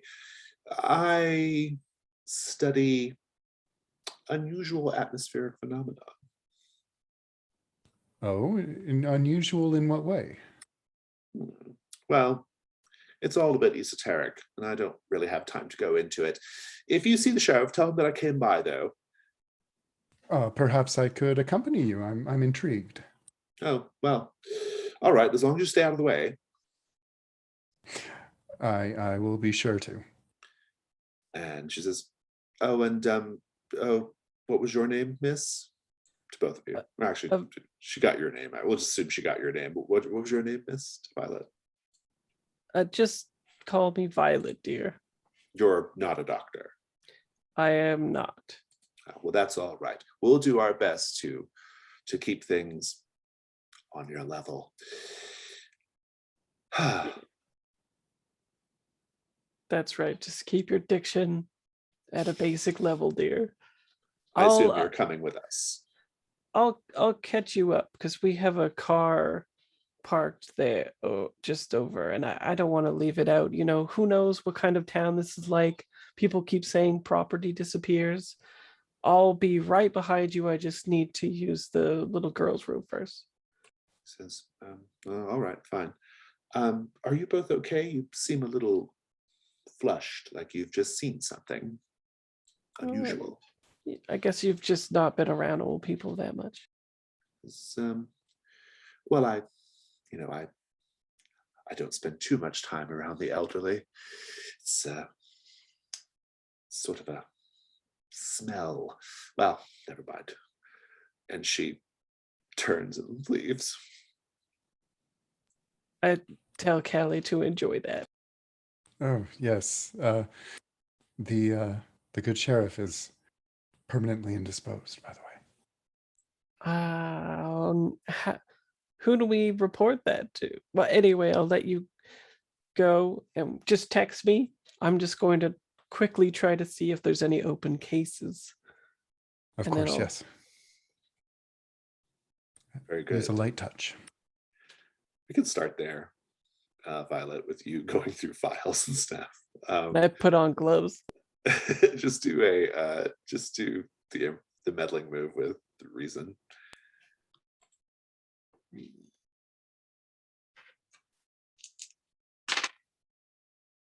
Six.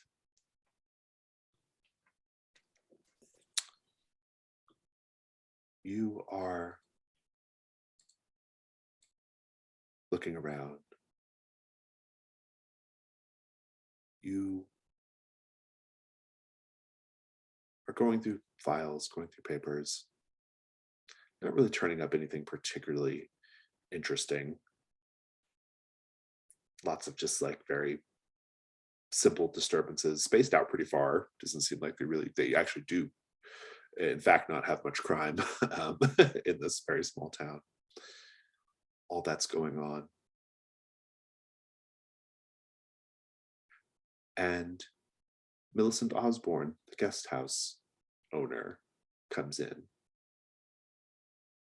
She looks very pale. She says, I was looking for the sheriff.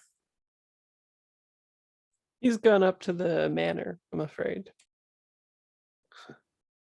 What's old Montero up to now? I'm afraid I'm not privy to that. Do you have any guesses? No. Well, it's just that I need to find him. The dogs aren't. The dogs are out of food. I need to see if he can help me procure some more. Maybe you could help me. You need help buying dog food, dear? It's just that there's a really heavy bag. It's too much for me to lift on my own. The sheriff usually comes over and helps with it when it's real full like that. But the two of us could probably handle it. Well, you know, my sciatica always acts up. So when I see the sheriff up at the manor, of which there are many people there and probably witnesses, I will convey your message that you need help lifting the dog food to the sheriff. I want the day move. What do you think is going to happen right now if you lose your nerve? Or otherwise fail to get her out of here?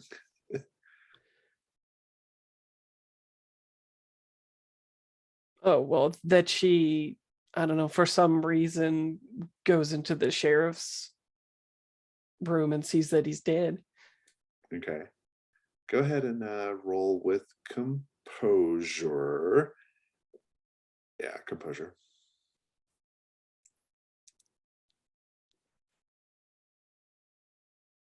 All right. Jesus, 6. We'll come back to that. Henrietta West. She has a car there.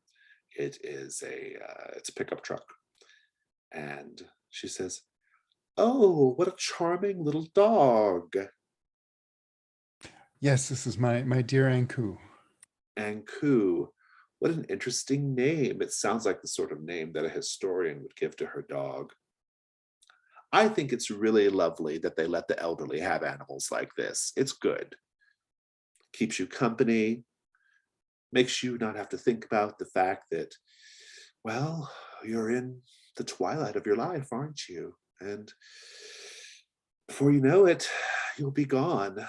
And, well, I'm sure an animal like this helps make everything just, feel more grounded and less focused on your inevitable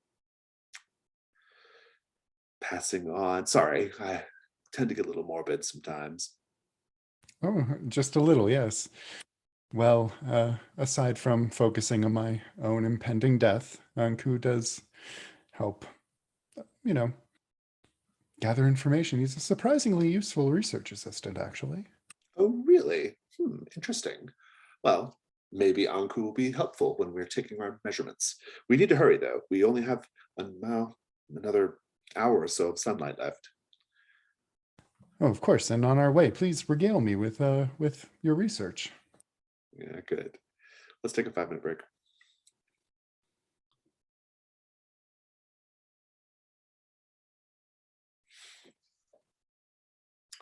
Millicent.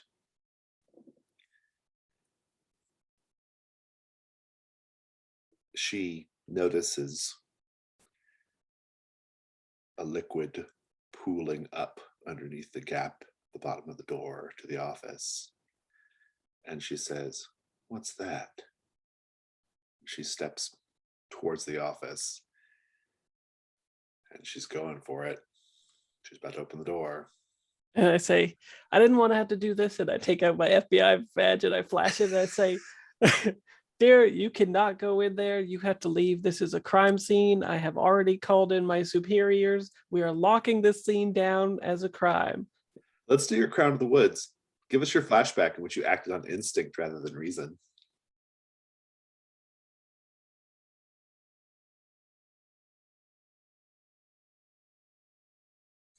Can it be something mundane, like a whole bunch of different manuscripts arrive at a time when she was quite young and spry, and her husband was still around, and they're going through the manuscripts, choosing which is going to get published and which not. And of course, one of the titles, I don't know what the title would be, is something now, like, is that put them on the map as a publishing house.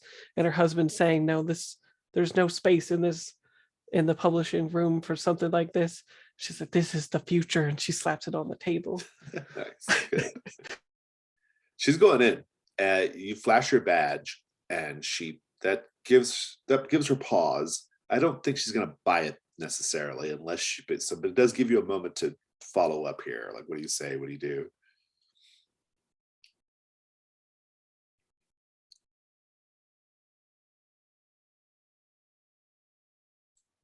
I say, oh yeah, I say, we know all about what's happening in this town, young lady. And I like do the finger wagging thing. And I say, you better get in line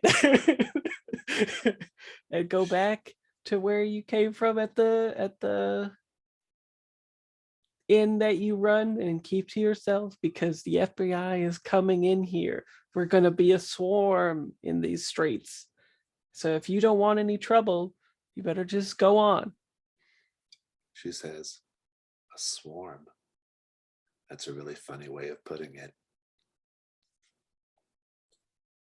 Well, it'll be like ants. At this point, you will notice quite a lot of rats crawling around the room.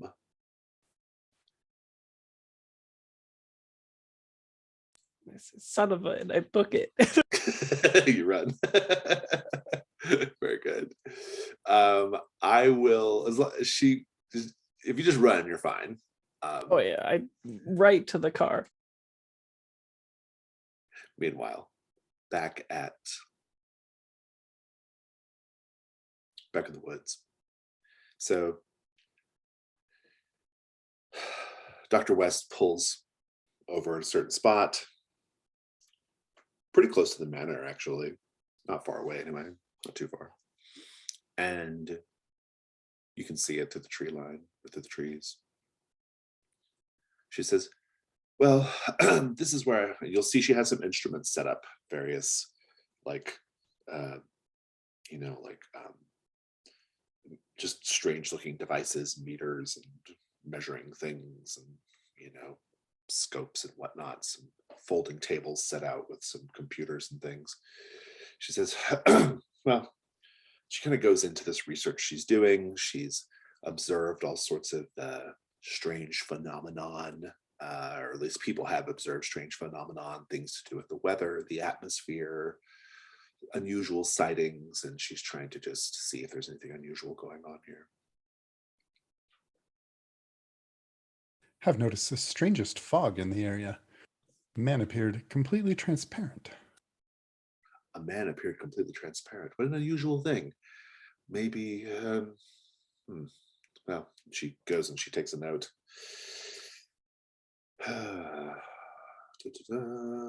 Deranged old woman, perhaps.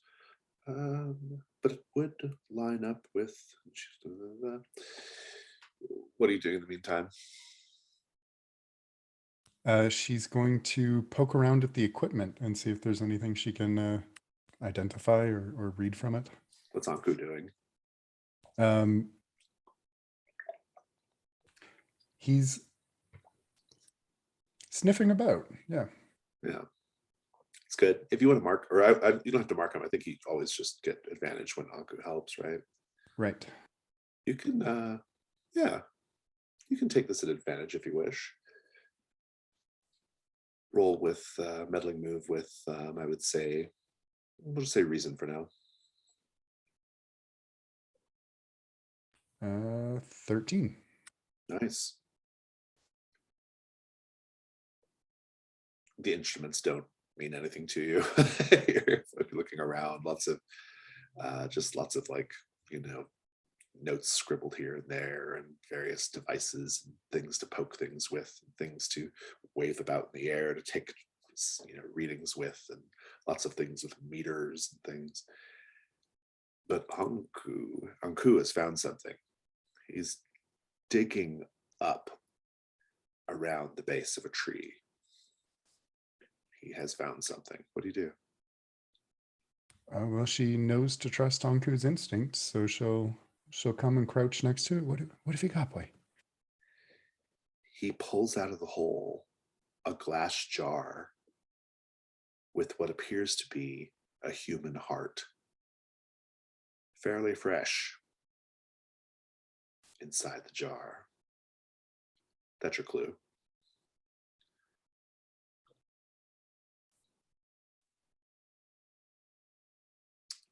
Dr. West says, what's going on over there?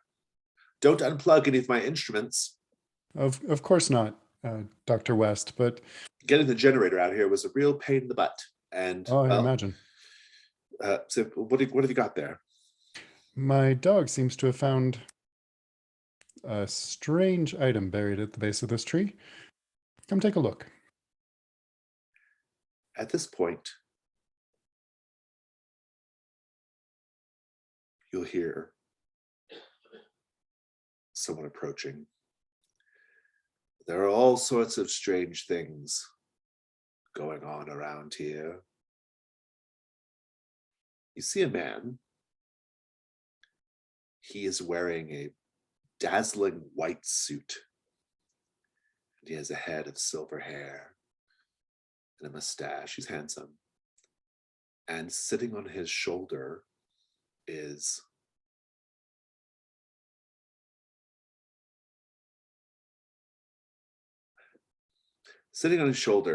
there's a raven. It's very big. Your ravens are big. It's almost like at first you think maybe it's like just a feature of his coat, but it's not. And Dr. West says, "Oh, hello." He says, "Good afternoon, ladies. Look at you, boy." And he bends down to pet Anku. "My name is Montgomery Montero. I live in that house down the way." Oh, it's lovely to meet you. My name is Dr. Calliope Thibault. What have you I've got heard there, Dr. Thibault? Well, I'm not a medical doctor, but it appears to be a heart. He looks at it. He seems unfazed. And he turns his head and he whispers something to the raven.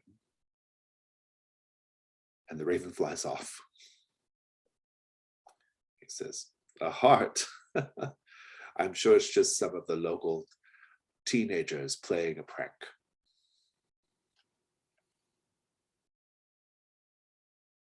Oh, is that common around here? These kind of Yes. macabre plant? The youth of this town, they don't have any appreciation for property or the old ways. And what old ways would those be? Well, let's just say that Devilwood has a remarkably deep and rich and long history, Dr. Thibault. My ancestors lived here. They were conquistadors from Spain. Long histories are exactly up my alley. Oh, really? Well, perhaps you'd like to come to my villa and have a bite to eat. The servants are just putting out our spread for dinner. They always make way more food than I can eat. Far too much food. Ah, that sounds lovely. I hope you don't mind if my dog comes along, and perhaps Dr. West. Would you like to join us? Dr. West says, no, I'm far too busy with my research. But you go on, please. You two, well, you're about the same age. Perhaps there's a love connection going to be made. It's never too late, even for you, in your Even advanced on state. the precipice of doom. Just please, if my friend Violet arrives, tell her where I've gone. Oh, yes. The one that's, yes, the one that's not a doctor. Yes, that one. And then you hear this like little woo, woo, woo, woo from one of her instruments. She's like, and she goes to check her instrument, right? And Mr. Montero extends his hand. Please, let me show you the way. Of course. So, kind of hesitantly, but take his arm. Violet, where are you headed? Yeah, up to the manor, I think. Well, you go to the woods where you will see the truck, and you can, if you want a scene with Dr. West, you can have it, but she'll just tell you where Dr. Thibault is. It's up to you. That's fine. We can montage it. So I think we'll start though with. So I think we'll have Violet kind of sneaking around outside, and for now, and Dr. Thibault inside, right? And he takes you inside the manor, and it is, I mean, it's, as you approach it, I mean, this is the oldest building in town, and you can tell that it's been added to over the years. There's like an eclectic collection of architectural styles that make up the manor. As you approach Dr. Thibault, what gives you the impression that visitors are very much not welcome as a general matter?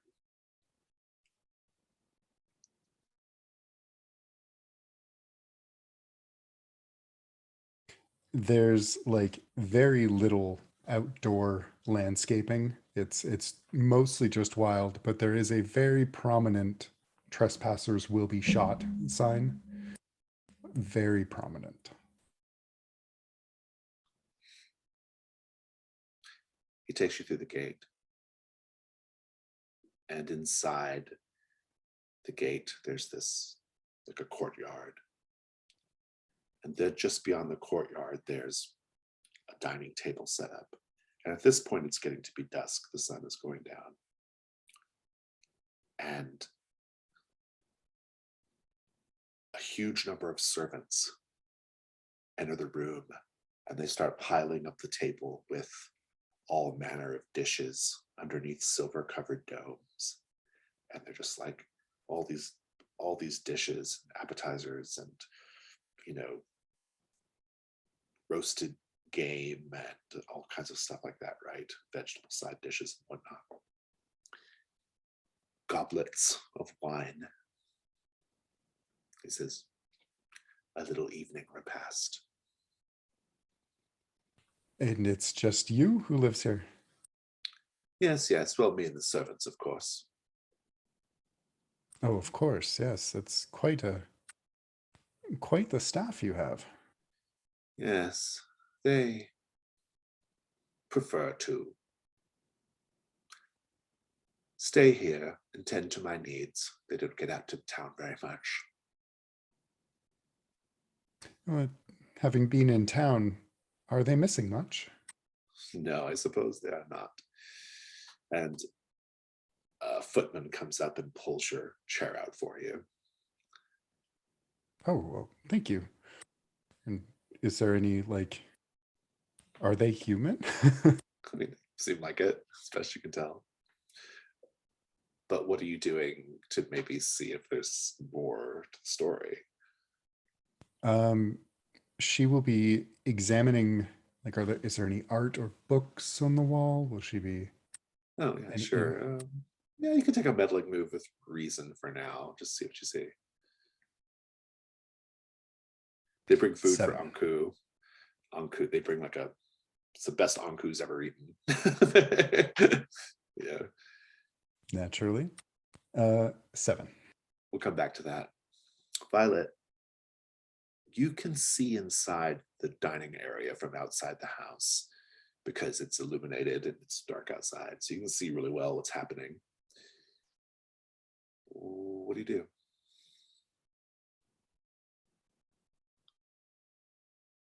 Oh, I text if I have bars anyway. I tell Callie that I'm like, I don't know, support outside the window or something. Good. So you know that Violet's outside now, Callie. Ready to move. As you're looking at your phone, Montero says, "Oh, these technologies, it'll always be beyond me." Oh, well. I It's all a prefer matter to of receive adjusting. my messages in a more civilized manner. We actually have a little call center in the bowels of the manor, and whenever someone needs to contact me, they call the call center, and my servants take a message and they write it on beautiful cream-colored cards and deliver it to me while I have my coffee. Well, that is an elaborate setup you have. I'm surprised. I don't like to be bothered with all the buzzing and the ringing and the other distractions. You don't have your messages delivered by Raven. He's like, oh, yes, my little pet. Here you'll notice that this is your clue. There is a large portrait of a conquistador that looks a lot like Montero, but is definitely dressed up like a Spanish conquistador. And the raven is on the conquistador's shoulder, and the raven is like whispering in the conquistador's ear.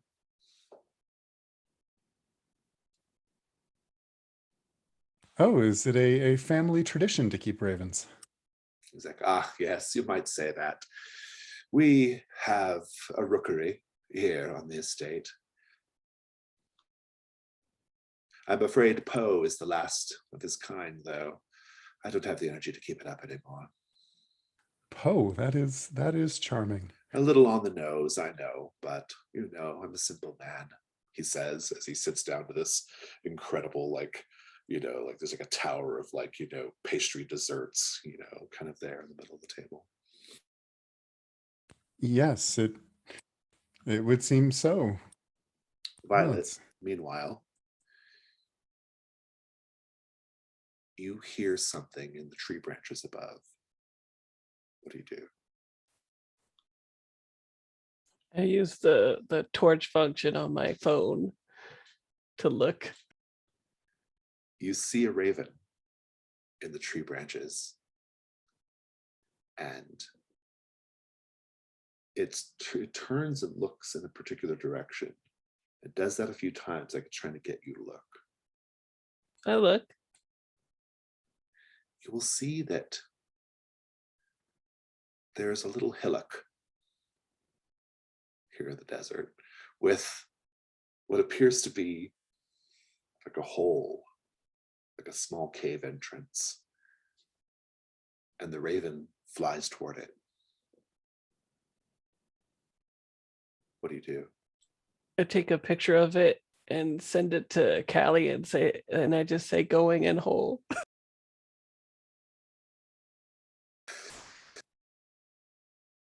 Montero says, "It seems like someone really wants your attention right now." Oh, I'm traveling with a dear friend, and she gets nervous when we're separated. Oh, I wish I'd known. I would have invited her as well. Oh, I'm sure she'll be by soon enough. She was planning on meeting me with Dr. West. Ah, Dr. West. Yes. I don't think we'll have to worry about Dr. West for too much longer. No, her research is not proving fruitful. I just think it's going to be wrapped up pretty soon. And do you know what it is she's studying? And he disregards your question and says, "Dr. Thibault, has anyone ever told you you have beautiful eyes?" She'll turn a little red and look down and nod in some time. Thank you, Mr. Montero. Are you enjoying the wine? Oh, and she'll take a small sip and oh, this is lovely. Yes, I have it imported from Spain. That is sounds quite. I would say it's very worth it. And he sort of clicks his fingers at the servants to have the plates removed. They come and remove the plates. He says, "We'll keep something warm for your friend." I'm sure she'll appreciate that. And you've been here for some time, it seems. What are your feelings about Devilwood? He says, "Well, there's a lot of things I could say. Mostly, I just think that the people who live in this town are very, very small-minded. And a fair few of them have what I would consider to be interesting religious beliefs." Oh, is that so? Yes. There are old gods in the earth, Dr. Thibault. My ancestors had to deal with them when they were here. Deal with them. Yes, pagan superstitions. A rat god who demands sacrifice, perhaps. That is the sort of conversation that is, well, we should really be having it before we've had dessert. Oh, I have quite the strong stomach. Meanwhile, Violet, you are crawling around in this little cavern, this little tunnel. It is a tunnel. It would be difficult for most people to go through, but because you're older and a little shrunken, you're able to get through it a little simpler. Waving your phone flashlight around. Seems like you're going down.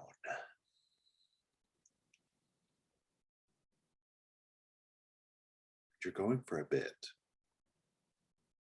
When you reach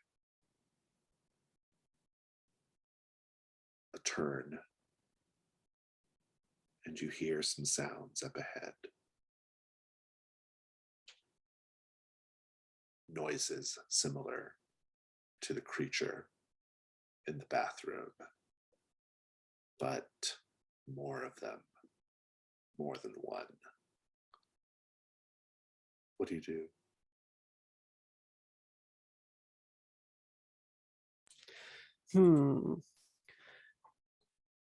What do I have in my inventory? Interesting. I think it might be the night move regardless. Yeah. Well, okay, so here's my question. Could we theorize right now Yeah, about what's going on? Yeah. Drew, do you have an idea? Because I think it would be like the idea that I have is that the rat god and the ravens are like a natural enemy in this area, and the ravens are continually killing the rats, and the residents are trying to sort of empower the rat god to, usurp this person. I like that. The So nightshade could be grown to keep rats off the property.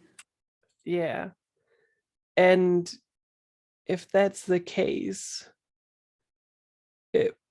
I have the idea that, so I have a fancy fountain pen and ink, and you know how that creature kept drawing in the blood? I was thinking I could contaminate its blood supply with ink. Ooh. Interesting. Interesting. Well, so let's talk about the theory. The theory is that the question you have to answer here is what's happening to the missing travelers, right? That's what the Hex-Files team was looking into. And so Yeah, I'm thinking they are giving those to the rat god in order to get powerful enough to challenge the raven. so who Blood do for the rat god. so the sort of like spindly pale creatures, are they like in opposition to the rat god and they're trying to keep it bound with the symbols, or are they servants of the rat god? I think servants. What do you think, Drew? I think servants, and I think they are like maybe original inhabitants. I see. Oh, yeah, that makes sense, because maybe they were like driven underground by the presence of the ravens, and then that's Right. just what they became. So what happens to the travelers then? They get it. Okay, so that's where the blood comes from.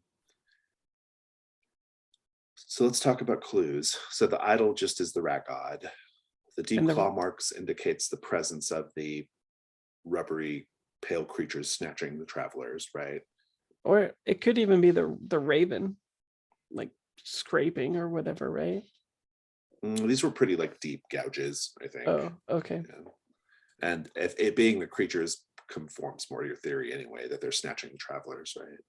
Since those marks were found when Elsie's one night stand was found missing, right? Right.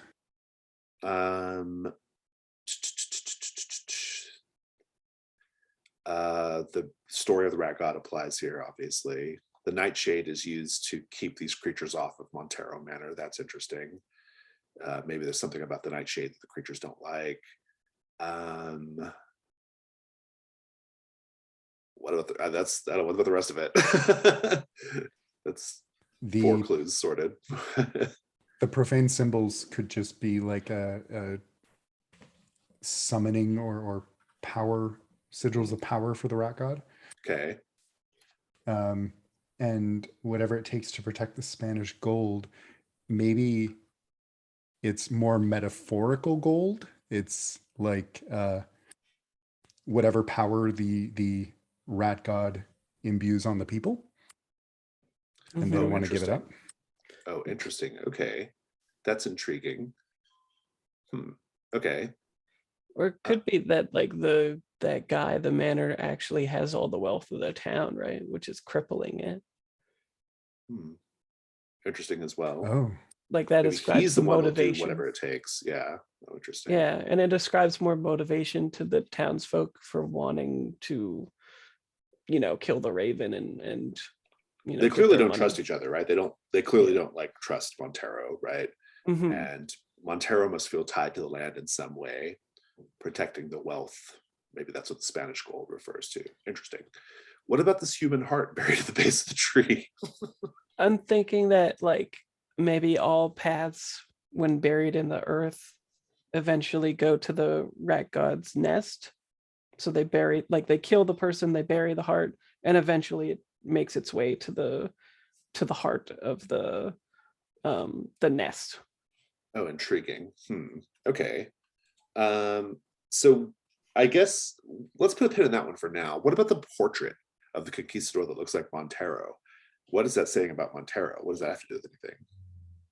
This is like maybe it's the same raven, not the same Montero, same raven, and this is like a family duty to guard the gold. And interesting. Okay, I like that. Yeah, that's intriguing. He's just a peripheral of the raven. Okay, good. So everything is lining up. I'm not convinced about the heart thing yet. I think there's probably something more specific going on there. It could be part of a ritual to weaken the whatever kind of wards Montero has. They're slowly burying hearts closer and closer. That's intriguing because it was found near his property. So that's intriguing. Okay. So let's review. The pagan idol, of course, in the crawl space is just evidence of the existence of the rat god. The deep claw marks in a tree confirm that the creatures, which are servants of the rat god, are snatching up the travelers in order to use the blood. Profane symbols written in blood, that these are used to give power to the situation. They'll do whatever it takes to protect the Spanish gold, refers to Montero and protecting whatever wealth is there at Montero Manor. We have the story, of course, of the ancient rat god. That's how we found out about that in the first place. We have the deadly nightshade, which we're saying keeps the creatures off Montero Manor, and the rats, presumably, but definitely the creatures. The human heart is the cult's attempt to gradually weaken the wards around Montero Manor. And then we have the conquistador with a picture of the raven, indicating that it's the raven that is the power that sort of like keeps the Monteros bound here to watch over this stuff. That's interesting. Well, I like it a lot. I think it's a great theory. Who wants to roll? And when it says they'll do whatever it takes to protect the Spanish gold, it could be referring to the Ravens as a collective. Well, exactly right. Yeah. That's kind of how I took it, I think. But sure, yeah, so you should probably, because the last like 4 rolls I've done is like double ones or 2s and 1s. And... All right. Yeah, so +1. Go for it. +1. 5. Not great. Not great. So can we both you can both crown mark up? crown. Yeah, you can both mark crown if you want. You have one more left on the crown of the woods, but then one of you has to mark crown of the queen. So I'll take the queen crown. Okay. For the crown of the woods, the last crown of the woods, each character has to flash back to a time when their maven faced a natural hazard. If you're thinking on that. So your answer is correct, and you know what's going on. The difficulty of this is going to quite simply be that you can't stop it by yourself.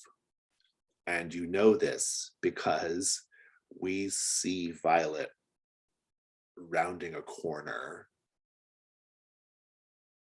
in this cave, and we look down into this big open portion of the cave system, and we see dozens of these creatures crawling around in the cave. It stinks of filth and blood and shit, and we just see them bobbing and weaving as they crawl about. You're here in the middle of something much older than you, but you know the answer. You know what's happening to the travelers. Perhaps you're all texting this stuff back and forth to each other. What are you going to do? I mean, you could just keep driving. Yeah, like maybe we just leave these people to their, ostensibly forever war on each other, and make sure we're not the next travelers that get got. You were going to contaminate their blood source. Yeah, but I don't know if that will do much. Perhaps what's stopping or why things haven't happened yet is they didn't know the location. We know the location and have access to a bunch of deadly nightshade. That is true. That's true. And I guess Raven, well, the Raven is clearly on our side. That's why I was thinking the idea that the Raven, It's almost that like the we Raven's showing you what yeah, they want you to find, right? yeah. So that's why I was thinking it must be for a reason. So we must be able to do something. But yeah, I didn't think about the Nightshade. That's a good idea. Maybe So there's like maybe some, you can take care of the problem. It's just gonna be really difficult, right? But at least the Raven's on our side. maybe there's like some kind of ancient god compact that they can't directly interfere, and that's why they use the people of the town. That's So pretty we good. could, I like that. Yeah. So I'll text leaving Hull. Operation Nightshade proceed. I think Callie will very quickly kind of just dump this on Montero and say, like, if we were to borrow some of your Nightshade, could we end this? He says, my, you are a much more formidable person than I originally gave you credit for, Dr. Thibault. Yes, I myself am not allowed to intercede. The ancient pacts that bind me to this place, that bind all of us to Devilwood now, those of us that live here, prevent us from directly attacking one another. But there's nothing to stop you. I will help you. We shall gather plants. And you will notice now that the servants all have markings on their hands in the shape of the raven. And they are helping you bundle up the nightshade and even grinding it down into a more soluble form. Yeah, it would be if we could make some kind of slurry, it would be a good effect to like pour it down into that place and just hear them like dying or whatever. Like just huge buckets and buckets of the stuff and then just keep pouring it. Yeah, I like it. I think that's good. Let's have our various flashbacks at this point. Natural hazards, and also I think we have to see, maybe you can combine yours, Dr. Thibault, when you acted on instinct.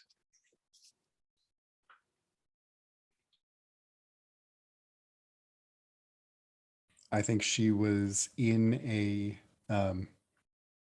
small town in the Alps, and or a small settlement, collecting data about some urban legends up there, and there was an avalanche that was threatening this small habitation, and she managed to get herself and her research assistant into safety in the nick of time in a small cave where they huddled up for a few hours until they were rescued. Nice. When did you face a natural hazard, Violet? I think that it would be maybe like a corn maze where she was maybe a young investigator without the Mavens, perhaps, and trying to do something herself, and she went into like a corn maze, and it wasn't, I don't think, a particularly like intricate maze. It's just one of those things that kind of like freaked her out, so it plays into the episode where she was freaking out too. And eventually she did come out, but by the time she did, it was probably like nighttime and lots of like grasshopper sounds that sound more nefarious when you're alone, stuff like that. The corn maze is an especially appropriate flashback considering you're going through a maze of tunnels right now, right? We'll just fast forward to you all. You have this poison. Maybe you do have it like in a few buckets that you're carrying, and you can see that the creatures do have a blood pool there in their little cavern, which is maybe the key to poisoning them. If we invoke the Gold Crown Mysteries move, this is automatically successful. That's what I was just thinking, that Callie would lean over and say, "This reminds me of something that happened to Amanda Delacour in Blood and Crowns, the third book. Do you recall?" Of course, but tell me anyway. I'm dying to know what this mystery was about. The evil whiskey magnate was putting poison in his stock, and Amanda managed to dump an antidote in while he wasn't looking. Very good. I love it. And so we're the opposite. Well, the dumping and the subterfuge is more what reminded me. You will get an automatic 12 plus. Let's just narrate round robin style, like what's going on here, like how we sort of resolve this problem for the town. Kick it off, Drew. They creep down into this underground cavern, and knowing that the creatures are blind, I imagine that they've made some effort. They've smudged some dirt onto their eyes and maybe a bit of mud in their hair, and they have a flashlight because they don't have to worry about that. And Callie, as they're walking past one of the walls, Callie is just absolutely absorbed by the text on the walls. And I feel like Violet probably has to give her a tug on the elbow to get her moving again. All right, Violet, keep it going. I think then we would take maybe trowels or something like that and dig a trench, going down towards the nest, so we don't have to be like up in it dumping the stuff where the rats are, because I'm pretty sure they would pick up on that. So I think we just like dig a pretty nice trench in which we could stand above and just pour it down. And the creatures begin to wail and flail as they drink the blood, and it kills them. They're flopping around, and they're screeching and wailing and rending each other to pieces. But the two of you are just busy getting the hell out of there. And a little denouement. When you get back to Montero Manor, it's completely empty. It's daybreak at this point. There's no one there. You just see the skeletons of the servants, the skeleton of Montero, but the skeleton is dressed like a conquistador. But there is a raven, and it dips its head to you in a gesture of respect.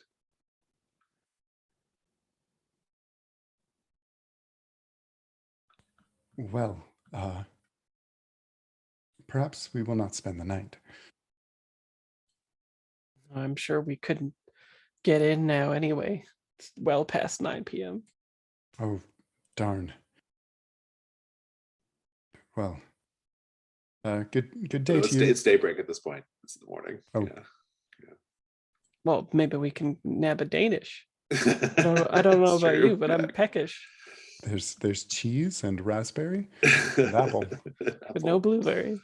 No blueberry. And I think Callie will be making a phone call to the FBI to report the car. Yeah, good. Do we return the badges?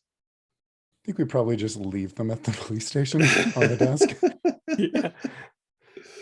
Very good. You can take those out of your cozy little places. And you grab your Danish, you get back on the road to make it to the scrapbooking convention on time. You'll have some great photos for your next scrapbook. Yeah. It's interesting too, because I want, like, presumably it might be bad for the town, right? Yeah, like the domination of the Raven continues over them. And presumably they were fighting back against the Raven. Well, yeah, because like the implication of the existence of the rat gods, they were like that was like a First Peoples god, right? Like the raven is like the conqueror, right? Like, you struck a blow for colonialism. Good job, Mavens. Yeah, like if it's got vibes of like if these townspeople were nicer to us. Yeah. And maybe weren't like, drinking people's blood. Yeah, yeah. I feel like the morality of the situation got murky a long time ago. Let's do the Yeah. end of session questions real quick. Okay, end of session questions. You did solve the mystery, so everybody gets the credit for that one. Dr. Thibault, you did secretly undermine the authority of a local official. Did you show someone that you still got it, Dr. Thibault? Oh, maybe Mr. Montero. You were being kind of, flirty with him, I think. You can take that one if you want. Violet, did you share your wisdom with a young person? The daughter in the Oh yeah, bedroom. the girl whose dad killed himself. Yeah. Oh, Did you dote? You also, well, you kind of doted. Did you dote on someone? Not really. Okay. I don't think so. Like in the diner, I was being pretty nice to Callie, but I wouldn't call it doting. Yeah. So that's the end of the session. That's the end of the Hex-Files. Let's do a quick stars and wishes. I really enjoyed this a lot. This is a lot of fun. It was a great little diversion. I guess my wish is I hope that Sarah and Brian get a chance to watch the video, because I think they'll be very amused by it. So yeah. And I'll be looking forward to playing with them again. But yeah, this is fun. I really just enjoyed the horror of it, the atmosphere of it, the people the two of you creeping into places you probably shouldn't be, doing the thing. Oh, you get an extra XP, Violet, for your Rockford as well. So don't forget that one as well. But yeah, it's just great overall. It's really had a good time. Yeah, I really like it too, because it sort of even works with the last episode that we did, because Callie and I were together in the car and at the bread and breakfast and stuff like that. And we had like that action sequence with Callie like doing the fishtailing and like drifting the car and driving and stuff like that. And then suddenly we're on a lackadaisical like road trip to scrapbooking convention. So I think it feels very fun. I really liked Callie's discussion with the creepy rat lady person, and also her untimely death that was retconned. And I really liked the idea at a macro level of the Raven being the instructor of everything. It seemed cool and like a neat little like twist.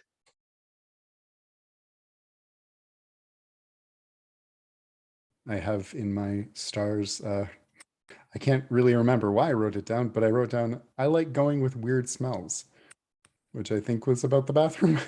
It was about the smell of sulfur in the oh right, yes. Yeah. I really liked Violet just booking it out of the police station when her attempt at passing off as an FBI agent didn't work. And Dr. West was the preoccupation with Callie's impending death was a great note. She was a horrid character, but she was fun. Yeah. It was pretty great. I imagined her as almost like a Tilda Swinton type in a way. Oh, yes. Like I kind of got that vibe from her, And just saying it so casually. Exactly. Yeah, that was great. The whole scenario was great. I look forward to how Callie is going to explain all of it away. Yeah, that'll be interesting. I mean, well, it's funny that this is called the Hex-Files, because that would be very Dana Scully behavior, right? To like come up with like a reason why all of this makes sense in the scientific realm. I really enjoyed it. I had a great time. I love the like creepy mystery cult town. It's like just one of my favorite things to do in role-playing games. And so this is a fun little sweep mystery. Quite enjoyable for me. I don't think I have anything else. My wishes are just to, like I said, really get back into the midwives conspiracy. So, but I didn't want to do that without Brian and Sarah because of where things are headed. So, right. I love the idea of diversion. Callie comes to America, and every town she goes to, there's a cult or a weirdness. Right, yeah. Exactly, right.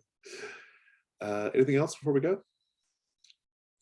I don't think so. Oh, I liked your characterization of the teenager quite a bit too. Oh yeah, that was a fun, it was a really Yeah. fun scene. Going into the very gruesome details of the murder. She was and just stuff. so like disaffected, right? And like just bored, like just there was just something like little fun little moments. Like you go in there and she's there, and like, oh hello. And she's like, oh yeah, I'm just sitting on the bed where my dad killed himself, and yeah, the conversation just got like more and more creepy as it went, but like she was just so casual about it. Yeah, it's good. Yeah, and then she's just like, okay, see ya. Gotta go to my shift. Good stuff. Okay, well, I will see you both. Well, so next week is